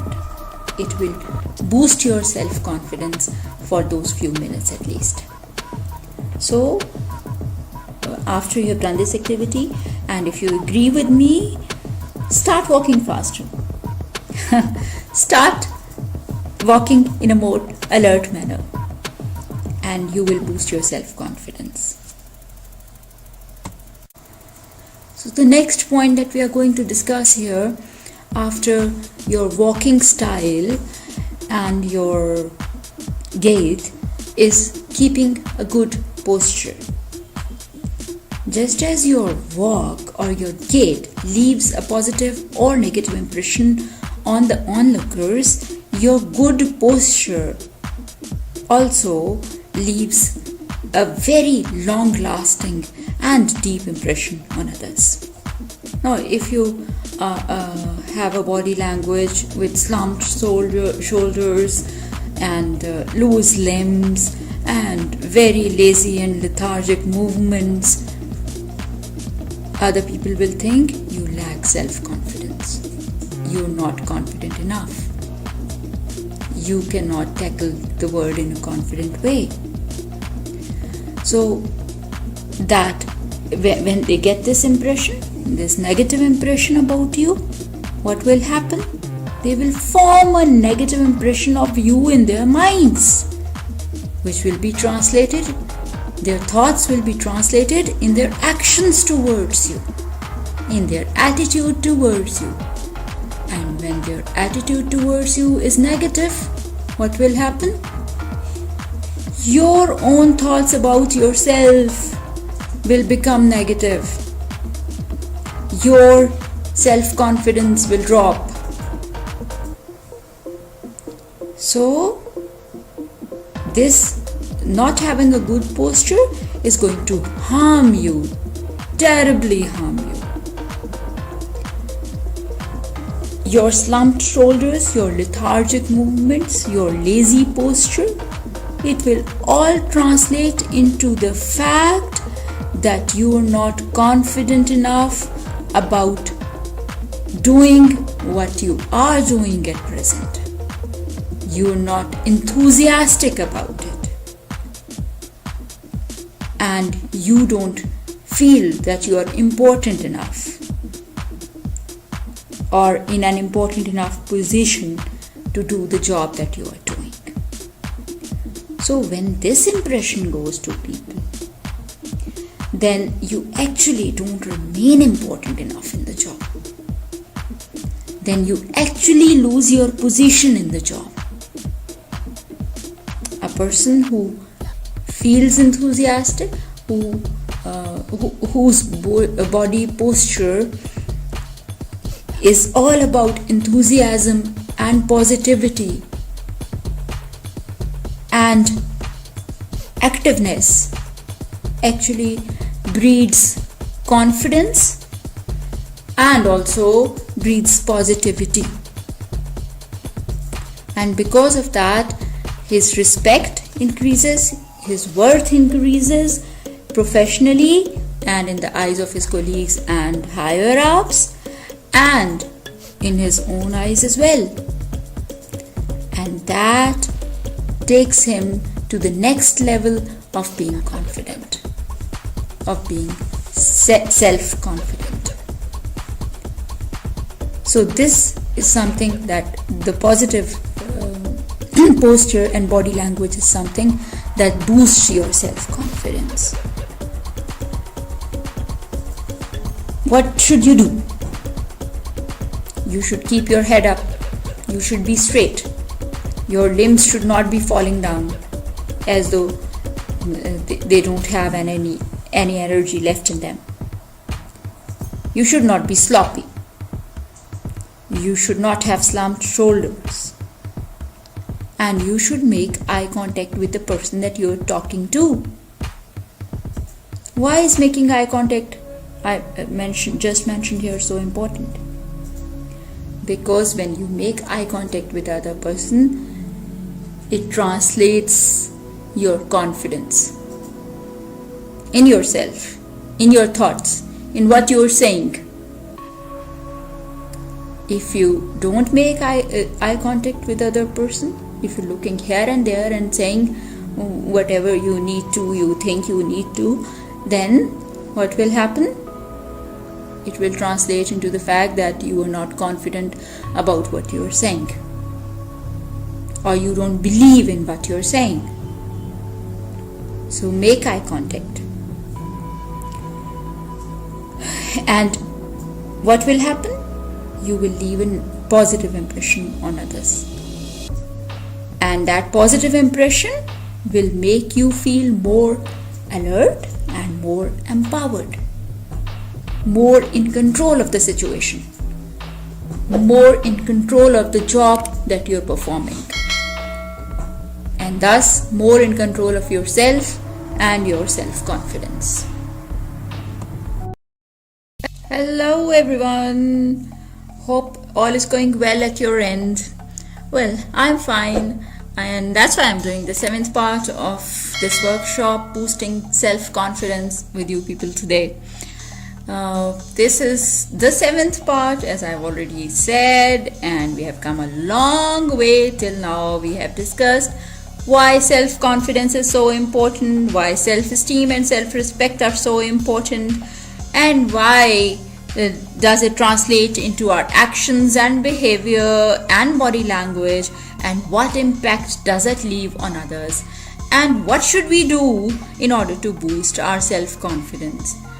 Since last few parts, we have been discussing different actions that we can take in order to boost our self-confidence, in order to make ourselves better human beings, more confident human beings, more emphatic human beings, and more powerful entities.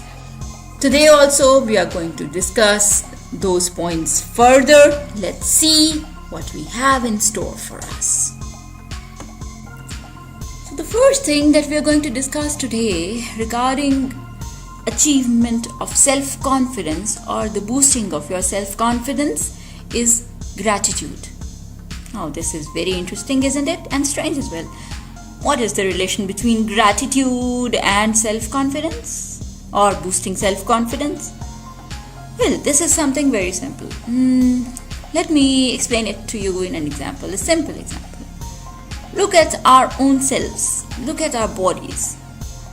Look at the fact that we have been given limbs and feet and hands and a mind and eyes and ears and everything that we have, we can work with, and we can do a lot of things with. We can think, we can perform better, we can dream, all these things. Don't we have to be thankful for them? Well, just imagine you just sprained your ankle, and what will happen? For a month or so, or a month and a half, you will not be able to move your foot properly, and you will not be able to walk properly even. So, we have to be thankful for all these things. We cannot take them for granted. Okay, another example just came to my mind. See, pre-corona days, did we have any social distancing? Did we need to wear a mask when we went out? Did we use hand sanitizer so often? Did we need to keep washing our hands all the time? No, all these things were not there. But we were taking a healthy, normal situation that was for granted.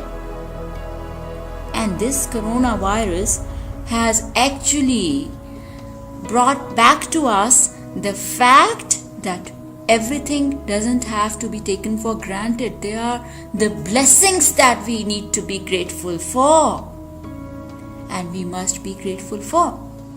So all these small things, we have to have gratitude for them. We have to be grateful for them.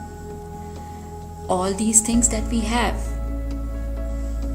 they give us the strength to move forward in life. They give us the strength to carve our way towards our destinations, towards our goals, towards our dreams. So we have to be thankful for them. And when we become thankful for them, we know that we have something that not everybody probably has. And with that something, we can prosper more and more. So it's going to make us prosper, and we can use it for that purpose. So that will give us self-confidence. Besides that, another example, we have relationships. We have our parents, we have our siblings, we have our friends, we have our extended family, we have our teachers, we have so many relationships. All the relationships that make us better people and that give us strength. Always. People who are always there with us. So when we think about them, they become a source of self-confidence for us. They boost our self-confidence because we know we have something to support, somebody to support us, to stand behind our backs. And that's so nice, the feeling is so good. And that gives us more self-confidence. That boosts our self-confidence. That makes us feel positive towards life. And when we feel positive towards life, when we know that we have so many blessings with us, then it becomes easier for us to move forward. So it's very important that we think about our present blessings, about our past blessings, about our past successes, about how life has been positive towards us in its own way. When we think about all these things, then we have more self-confidence and more energy to move forward. So gratitude and self-confidence, they are interlinked that way. After talking about gratitude, we have come to discuss another point now that I'm going to dilate upon with you people is something very professional, and that is speak up, as it shows in the video as well. What does speaking up mean? Well, that applies to all of us, whether we are sitting with our guests in our drawing rooms, or whether we are sitting with our family in our lounges, or we are sitting in a conference room as professionals, or we are sitting with friends, or in a debate competition at college or school. So it applies to all of us. We all need to say something, to speak up, to open our minds towards others, and to let other people know what we think, and to let other people know that we are able to think about things and express our thoughts as well. So speaking up is really, really important. It reflects upon how positive you are as a person. It reflects upon how courageous and confident you are, because everybody cannot speak up, everybody cannot share thoughts. We have to have confidence in ourselves in order to speak up. Why do we lack it? What do we fear? The fear of the unknown actually is the greatest enemy that we have. We start thinking that if we speak up, probably we will say something very stupid. So simple that everybody else is going to think, what did he say?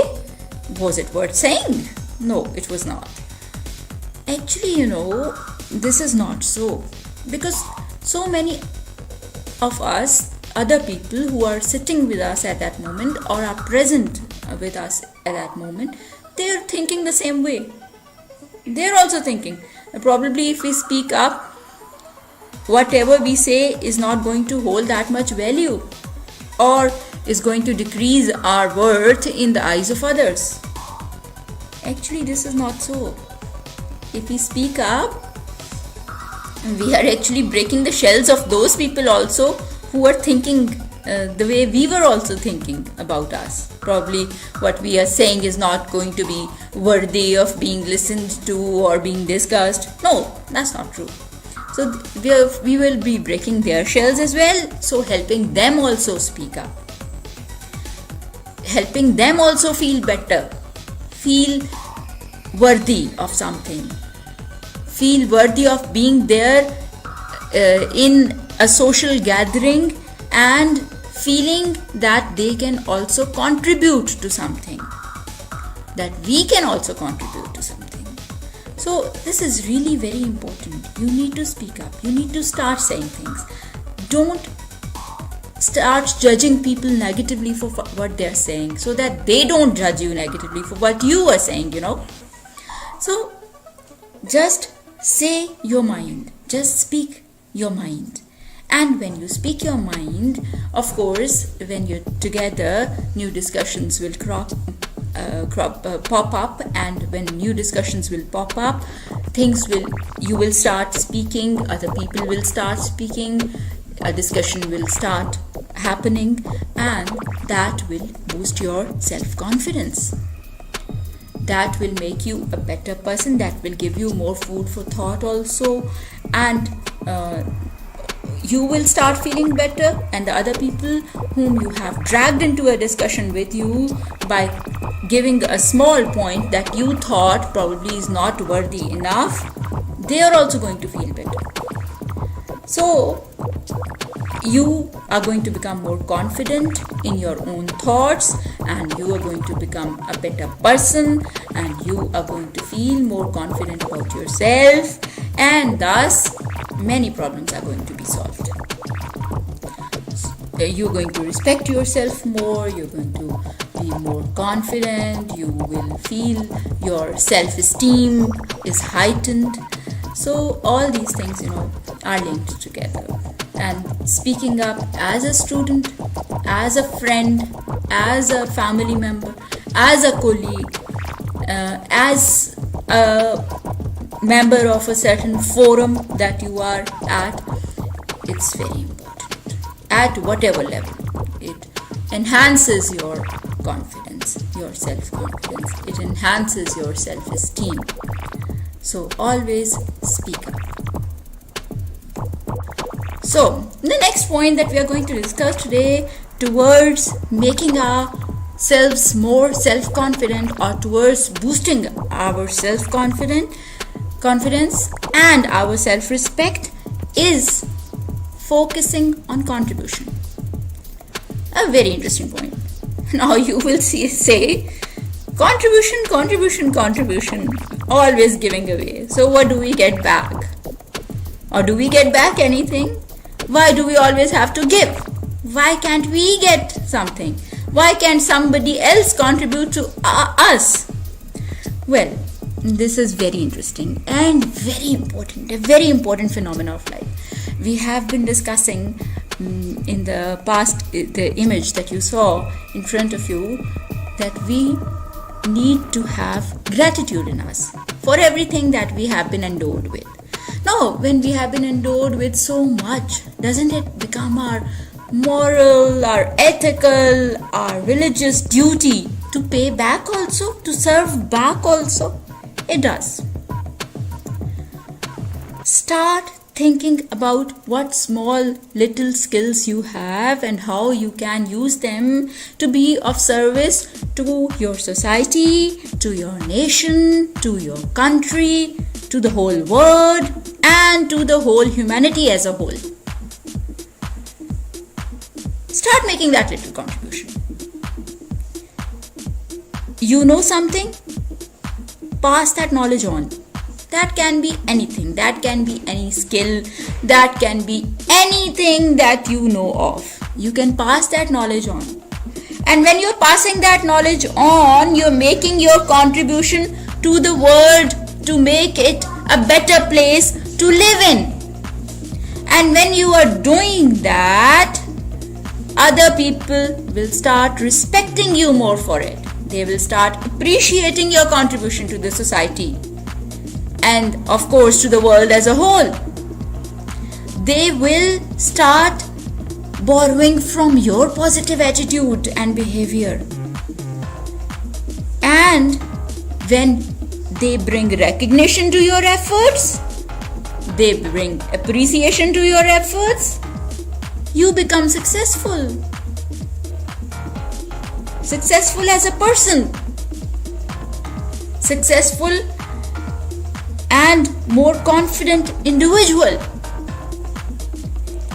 So your positive attitude, your contribution to the world, to the society, to the humanity as a whole, whatever little contribution it is, you are passing on the knowledge that you have gained, you're passing on your skills to other people, you're making them better people, or more skilled people, or more empowered people in any way, or more knowledgeable people.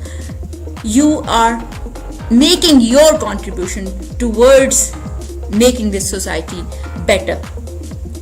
And when they start recognizing this, when they start giving you respect for it, you start respecting yourself more, and you start becoming more self-confident. And this leads to your own personal success, This positivity that has that has grown inside you, and the positivity that you have, your actions breed. That positivity then breeds recognition, appreciation from the world for you, and that translates into your self-confidence being heightened even more. So focus on contribution, focus on the fact, what can I as a person give to this world and the whole humanity, and that will take you to the next level of self-confidence. Now, if you liked this video, please share it, please like it, please subscribe to my channel so that you can get the next video when it comes as the first person to know it. You click the bell icon as well so that it pops up in your mobiles, and you know that the next part of the workshop is here, and we can then again interact and discuss some things further. I will be really happy if you do so. Thank you and take care. Part of the online workshop, boosting self-confidence. Some of you must have been waiting now. It's been 2 days since I haven't uploaded any new video. So I thought let's put an end to this wait and let's record another one and go on with it. So here I am. This is the 8th part of the workshop, and all those who have subscribed, thank you very much. Thank you for liking, and thank you for giving me the energy to go on with it. Well, first of all, please do subscribe and click the bell icon so that you become the first one to get notified about the next part of the workshop or the next video as it is uploaded on my channel. So thank you very much for that, and now we will move on. Till now, we have been discussing in the back parts of this workshop what actions can we take to make ourselves more self-confident. We have discussed a few points before, and if you want to listen to them or to see them, you can watch the preceding parts of this workshop. They're on my channel. Now, the next point that we are going to discuss today is about recognition of our insecurities, because each one of us, every individual, although might be very confident, might be very strong, but still has some insecurities or has had some insecurities in the past. It's natural. We're all humans, and human psychology is very complicated. At the same time, becomes quite readable as well in the broader sense, because it's the same all over the world. It has been the same throughout the generations. With time, well, why do you say Shakespeare was a classic? All his plays or dramas that have been written by him are classics, or they are classical literature. Why? Because when he was writing and when we are now reading him, the human psychology has remained the same. Over centuries, it's the same. Human beings, their psychology is the same everywhere. They might belong to different creeds, they might belong to different nationalities, but they're all humans. So that's why they're all the same. And trust me, we all have insecurities. We all think at one point or another in life that we are insufficient in some way, that we cannot do what is actually needed to go ahead in the worldly terms, in this world. Sometimes we might be ashamed of ourselves for doing something or for not being able to do something. So all of us have these insecurities. We have had these insecurities. So when we have such insecurity, what happens? We become less confident, or our confidence level drops a lot, and we feel that we are unworthy, and we feel ashamed of ourselves, and we feel inferiority complex, or we feel inferior than others in some way, one way or the other. And that is something that devastates our self-confidence. It pushes us back. And when it pushes us back, we are unable to deal properly with life situations. So you have to recognize what you are ashamed of in yourself, or what are your insecurities. Because if you don't recognize those weak points first, you cannot put them right. You have to recognize the negativities in your personality, in your thought processes, in order to treat them and cure them.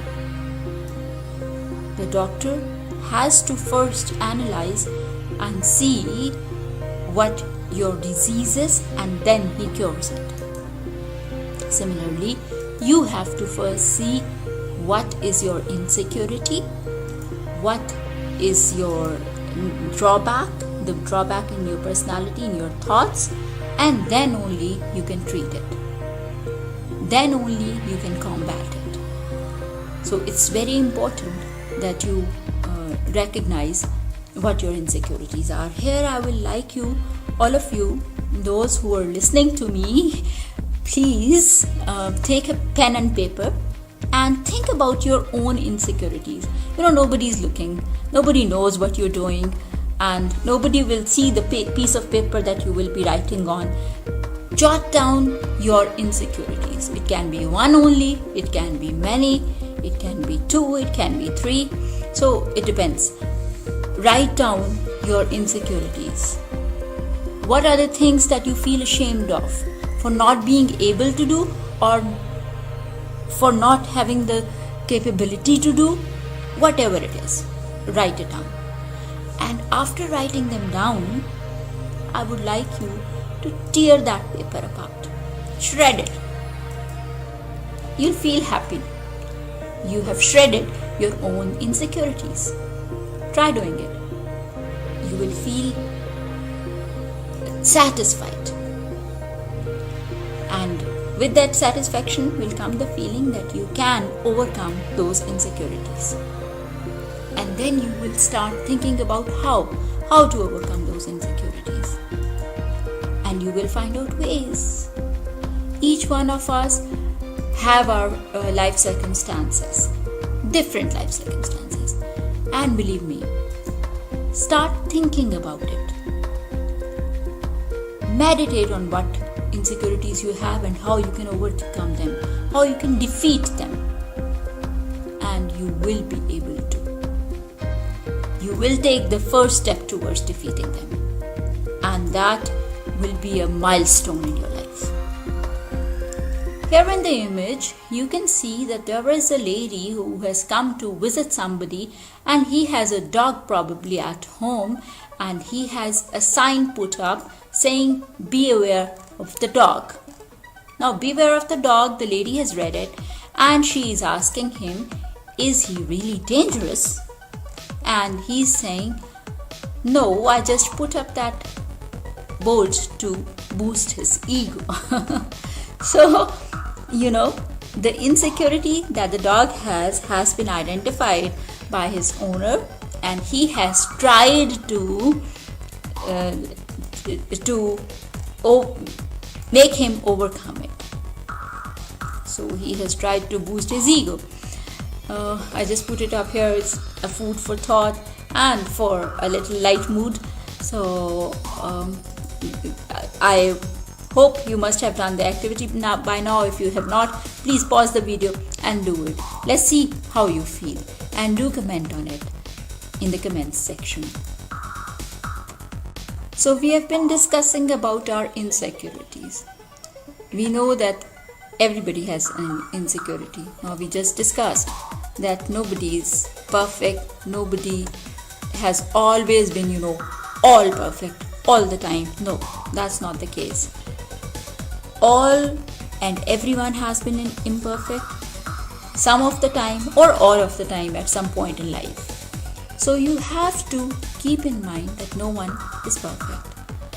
First, let's discuss this image that you can see, the cartoon image that you can see.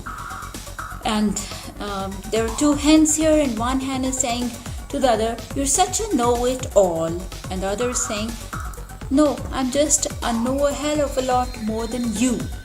So this is so true, they're fighting or whatever, or it's in the funny streak, but this is so true.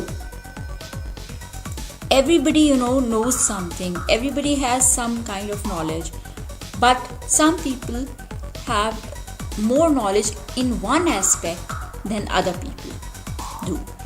Like, well, I'll give you an example.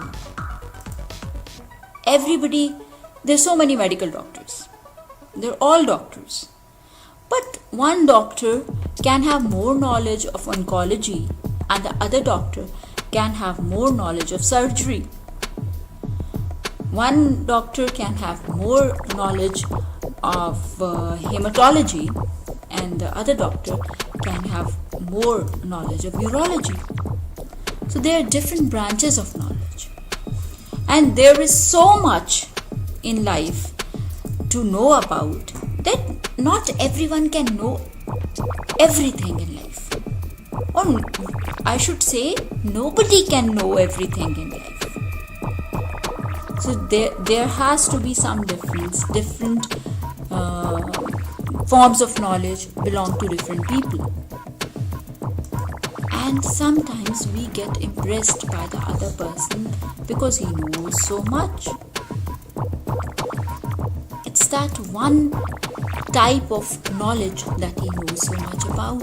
Not all. And in that one type of knowledge, he knows more than we do. So this is what the hens are talking about. One hen thinks the other hen knows so much. The other hen says, "I know so much more than you only." So this is how it is. This is how life is. No one is perfect. No one is perfect. Everybody has their insecurities, and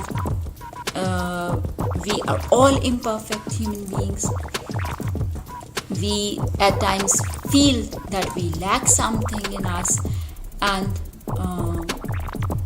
it happens with everybody because, as we just discussed, there are ups and downs in life, and it's not a smooth road. It's not a bed of roses at all.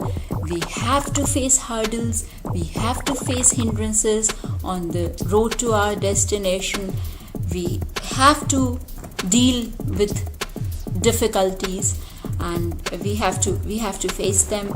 We have to meet difficulties on our way, and it happens with everybody.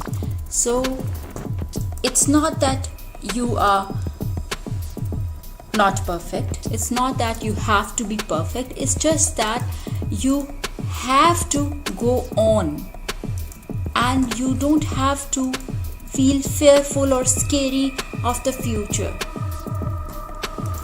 You have to make decisions and put your foot forward.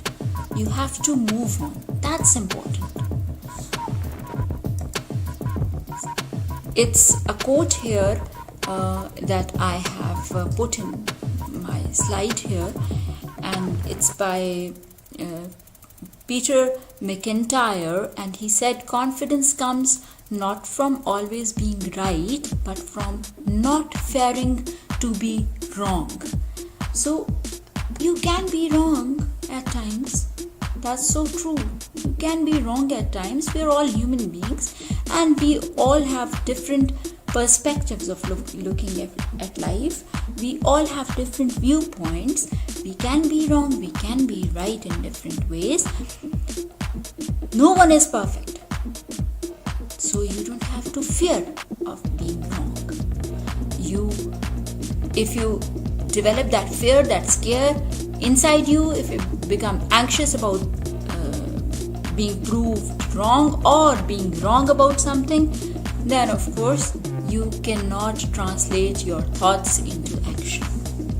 And if you overcome that fear, it takes you towards boosting your self-confidence. So till now we have been discussing about insecurities, about feeling low and sad, and about lacking something and trying to overcome those things. Now we will come to something more positive, and that is identify your successes. That's interesting. The word success has a positive connotation, and we need this positive connotation now after discussing about all the negativities that we might have in us. So yes, how can we identify our successes? I'm not a successful person. What successes? What can I identify? Well, you have been successful in one way or the other at some point in life. It's not possible that you always have been unsuccessful. That does not happen. You must have been successful somewhere at some time. It could have been in your academic years. It could have been in your professional life. It can be anywhere. Think about it. Recall it. Take pride in your successes. Feel proud of yourself. You did something the right way and you were successful. Appreciate that. Cherish it. Credit yourself for it. You did something right. You did it the right way.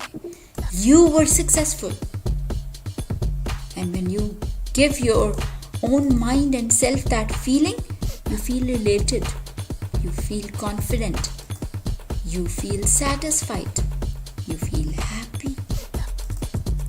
So do that. Identify your successes. If you feel, as we discussed previously, if you feel that you have some inferiority complex, or you are inferior to somebody, or you are inferior and that's why you cannot do a certain task or job, you victimize yourself.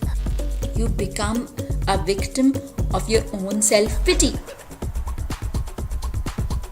You start pitying yourself. And self-pity is something very negative. It leaves a very negative impact on you. It gives you a negative aura of your personality. It gives you negative thoughts about yourself, and you transmit those negative thoughts to other people in your body language, in the way you speak, in the way you walk, in the way you look at them, in the way you do not look up at them while speaking to them. So, don't victimize yourself. Don't become a victim of your own self-pity. You should not do that, because if you do that, you drop your self-confidence. Instead, identify your successes and feel proud about it. Take pride in them. and then with those successes, move on in life. Believe that if you were successful, you can be successful in future as well. Why not? You can do things better than you did in the past. Believe in yourself. Don't victimize yourself. Don't indulge in self-pity. Simply do not indulge in self-pity. Praise yourself for what good you did in the past and believe in yourself for doing better than that in future. Well, there is something very important that I should say now to you people. We all are doing something, one thing or the other in life. And we all find that while doing one job, we feel happy.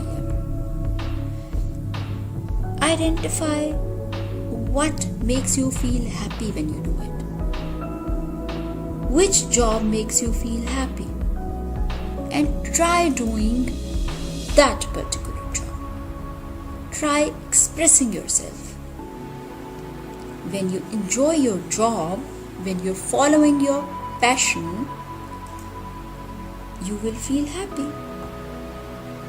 You will feel satisfied. And you will feel a sense of accomplishment. And that will take you towards becoming more self-confident. So enjoy your job. Do what you actually enjoy. And really, you will become more confident because you will feel as though I'm really doing something positive. So these were the few things we were discussing today. I've taken a lot of your time. Thank you for your time. Really appreciate that. And do subscribe as well and share and like the channel as well. Click the bell icon so that you know when you get a notification when there is this next part of this workshop is uploaded. Thank you all and take care. Cheers. A warm welcome, a very, very warm welcome to everybody who's listening to the part 9 of this online workshop, Boosting Self-Confidence. This is the 9th part, as I've already said, and this is something that you will be really interested in because today I'm going to discuss very basic things and very interesting things with you people. So you will be glad to think about them, and this will open new avenues of thought for all of you. Please like, subscribe, share, click the bell icon so that you are the first one to get the next online workshop as I post it. Let's go to see what we have in store for us today from this workshop. Okay, so the first thing that we are going to discuss here is accept compliments gracefully. What does that mean? If somebody compliments you, okay, fine, they've complimented you, that's okay. You have to just say okay, thank you, and then move on with your life. Well, that's very true. That's very true in a certain way. And you also have to be, very, very humble about things also. Accept them humbly, but accept them gracefully at the same time.